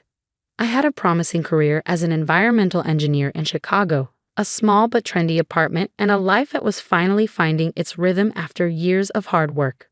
But when Grandma Ellie called to tell me she'd fallen and broken her hip, everything changed. "It's nothing serious, Sam," she'd insisted over the phone, her voice weak despite her efforts to sound strong. "The doctor says I'll be fine after some rest." But I knew better. At 84, a broken hip was serious, and Grandma Ellie lived alone on the old family farm in rural Oklahoma, 20 miles from the nearest hospital and far from any relatives. The 100-acre farm had been in our family for 3 generations, though the actual farming had stopped years ago when Grandpa died. Now it was just Grandma in that big old farmhouse, surrounded by empty fields and memories. I took a leave of absence from my job and flew home the next day. The plan was to stay for 2 weeks, help Grandma get set up with in-home care, and return to my life. 2 weeks turned into a month turned into 3, and gradually I realized I couldn't leave her. "You're throwing your life away," my mother declared during one of her rare visits. Mom had moved to Phoenix years ago, preferring desert heat to Oklahoma dust. "Ellie needs to be in a nursing home. You need to be building your career." "I'm not throwing anything away," I replied, setting a cup of tea in front of her. "I'm working remotely, and Grandma's getting better every day." Mom snorted. "On that engineer's salary, taking care of an old woman and a money pit of a farm." "Be realistic, Samantha." That was my mother, always practical, always focused on financial security. She'd grown up on this farm and couldn't wait to escape it. In her eyes, my decision to stay was incomprehensible. My Uncle Peter was even worse. He called monthly from his vacation home in Florida, ostensibly to check on Grandma, but really to suggest listing the farm for sale. "That property's worth good money, Sam," he'd say, as if I didn't know. "Not the house. That's falling apart. But the land. Developers would snatch it up." Ellie could live comfortably in a nice facility, and there'd be plenty left over. By plenty left over, he meant his inheritance. Uncle Peter had never hidden his expectation that, as Grandma's only son, he deserved the lion's share of whatever she left behind. Then there were my cousins, Jessica and Mark, who visited on holidays with expensive gifts and loud voices, filling the quiet farmhouse with forced cheer before disappearing back to their busy lives. They never stayed long enough to help with Grandma's physical therapy or medication management. They certainly never emptied a bedpan or helped her bathe when she was too weak to do it herself. "You're a saint, Sam," Jessica would say, air kissing my cheek on her way out. "I don't know how you do it. Don't you get bored out here with nothing happening?" But there was plenty happening, just not the kind of excitement Jessica would recognize. There was Grandma regaining her ability to walk unassisted. There was the victory of her first trip up the stairs without pain. There was the garden we planted together, Grandma directing from her chair while I dug in the rich Oklahoma soil. And there were the stories. In the quiet evenings on the porch, watching the sun set over the empty fields, Grandma Ellie told me about her life. Stories I'd never heard before. About how she'd met Grandpa at a dance during World War II. About the early years on the farm when drought nearly ruined them. About the oil companies that had approached them decades ago, offering to buy mineral rights, and how Grandpa had steadfastly refused. "Edgar always said this land was our legacy, not something to be exploited," she explained, her weathered hands smoothing the quilt across her lap. "He wanted to pass it down intact, the way his father passed it to him." What she didn't tell me, what none of us knew, was that Grandpa hadn't simply refused those oil companies. He'd made a different kind of deal altogether. I found out a year later when Grandma Ellie passed away peacefully in her sleep. I'd been with her until the end, holding her hand as she drifted off, whispering that she was loved. The pain of losing her was sharp and deep, a physical ache that made it hard to breathe. The funeral was held in the small church where Grandma had attended services for over 60 years. The pews were filled with neighbors and friends, people whose lives she touched with her quiet kindness. My family was there too, of course. Mom flying in from Phoenix, Uncle Peter from Florida, cousins Jessica and Mark from their respective cities. "You look exhausted," Mom commented, eyeing me critically. "When was the last time you had a proper haircut?" I ignored the question, too tired for her particular brand of concern. I'd spent the last year caring for Grandma, watching her good days slowly become fewer than her bad ones. A haircut hadn't been a priority. After the service, everyone gathered at the farmhouse. It was the first time in years that the old place was full of people, the rooms echoing with voices instead of silence. I moved through the crowd in a daze, accepting condolences and trying to be a good host despite my grief. "Have you thought about what you'll do now?" Uncle Peter cornered me in the kitchen as I was refilling the coffee pot. "With Ellie gone, there's no reason for you to stay here." "I haven't decided," I said truthfully. My job in Chicago had long since been filled by someone else. The farm was the closest thing I had to a home now. "Well, don't make any hasty decisions," he advised, lowering his voice. "I've been talking to a developer who's very interested in this property. Once the will is settled, we could all do very well." I just nodded, too emotionally drained to argue. Let him have his plans. The truth was, I had no idea what Grandma's will contained. She'd updated it 6 months ago with her lawyer but hadn't shared the details with any of us. The reading of the will was scheduled for the following week at Mr. Harrington's law office in town. It was a small, plain room with uncomfortable chairs and outdated magazines in the waiting area. We all gathered there, Mom, Uncle Peter, Jessica, Mark, and me, an awkward family reunion under fluorescent lights. Mr. Harrington was in his 70s, a contemporary of Grandma's who'd handled the family's legal matters for decades. He adjusted his glasses and began reading the formal legal language, while Uncle Peter leaned forward eagerly in his chair. "To my son, Peter," Mr. Harrington read, "I leave the sum of $50,000 and my collection of antique fishing gear that belonged to his father." Uncle Peter's face fell. 50,000 was a substantial amount, but nowhere near the value of the farm he'd been counting on. "To my daughter, Linda," the lawyer continued, nodding toward my mother, "I leave $50,000 and my jewelry collection, including the pearl necklace she always admired." Mom nodded stiffly, her expression unreadable. "To my grandchildren, Jessica and Mark, I leave $25,000 each with the hope that they will use it wisely. Jessica and Mark exchanged glances. Like their father, they'd expected more. And to my granddaughter, Samantha, Mr. Harrington adjusted his glasses again, who stayed by my side when I needed her most. I leave the farmhouse and all 100 acres of the surrounding land, along with any assets or rights pertaining to that property. The room went silent. Then Uncle Peter let out a sharp laugh. The farmhouse? That's falling apart. And those fields haven't produced a crop in years. The land alone must be worth something, Mom interjected, giving me a calculating look. Especially if that developer is still interested. Mr. Harrington cleared his throat. There is a personal letter for Samantha as well, he said, handing me a sealed envelope with my name written in Grandma's shaky handwriting. The rest of the meeting passed in a blur of paperwork and thinly veiled disappointment from my family. Uncle Peter was already on his phone as we left the office, presumably calling his developer contact to see if the deal could still be salvaged through me. Don't make any decisions without consulting us, he instructed as we stood in the parking lot. That property represents a family legacy. A family legacy he'd been eager to sell to the highest bidder just minutes before. I nodded silently. You should at least hear what offers are out there, Mom added. That old house needs more work than it's worth. Be practical, Samantha. I promised to think about it, mostly to end the conversation. All I wanted was to go back to the farm, my farm now, and read Grandma's letter in private. Once home, I sat on the porch swing where Grandma and I had spent so many evenings and carefully opened the envelope. My dearest Sam, if you're reading this, I've moved on to be with your grandfather, and the farm is now yours. I want you to know this was always the plan, even before you came to help me after my fall. Your grandfather and I saw something in you from the time you were small, a love for this land that none of our other children or grandchildren shared. What you don't know, what none of the family knows, is that Edgar didn't simply refuse the oil companies all those years ago. He was shrewder than that. He sold mineral rights to a small portion of the property, just 10 acres on the far north corner, but retained the rights to the rest, believing that someday those rights would be far more valuable. He was right. 6 months ago, Mr. Harrington helped me negotiate a deal with Meridian Energy. They've confirmed significant oil deposits on our land, Sam. The contract is in the safe behind your grandfather's portrait in the study. The combination is our wedding date, 06 to 12/39. The first wells will be installed within a year of my passing. The income will be substantial, enough to restore the farmhouse, enough to live comfortably, enough to do whatever you dream of doing while keeping our land intact.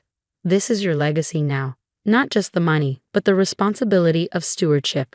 This land has been in our family for generations, and now I'm trusting it to you.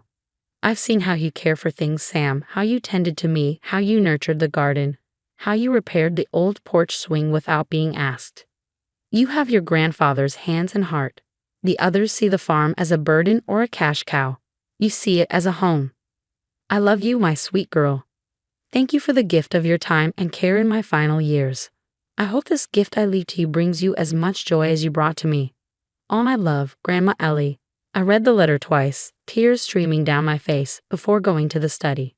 The safe behind Grandpa's portrait contained exactly what Grandma had described. A thick contract with Meridian Energy, along with geological surveys showing significant oil deposits across the property. The projected income was staggering. Millions over the life of the wells. I sat up all night, thinking about what this meant, about what Grandma had entrusted to me, about how to honor both the financial opportunity and the family legacy she described. By morning, I had a plan. For the next 6 months, I said nothing to my family about the oil rights.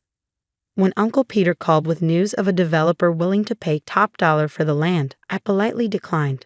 When Mom suggested selling at least part of the property to fund a real life back in the city, I changed the subject.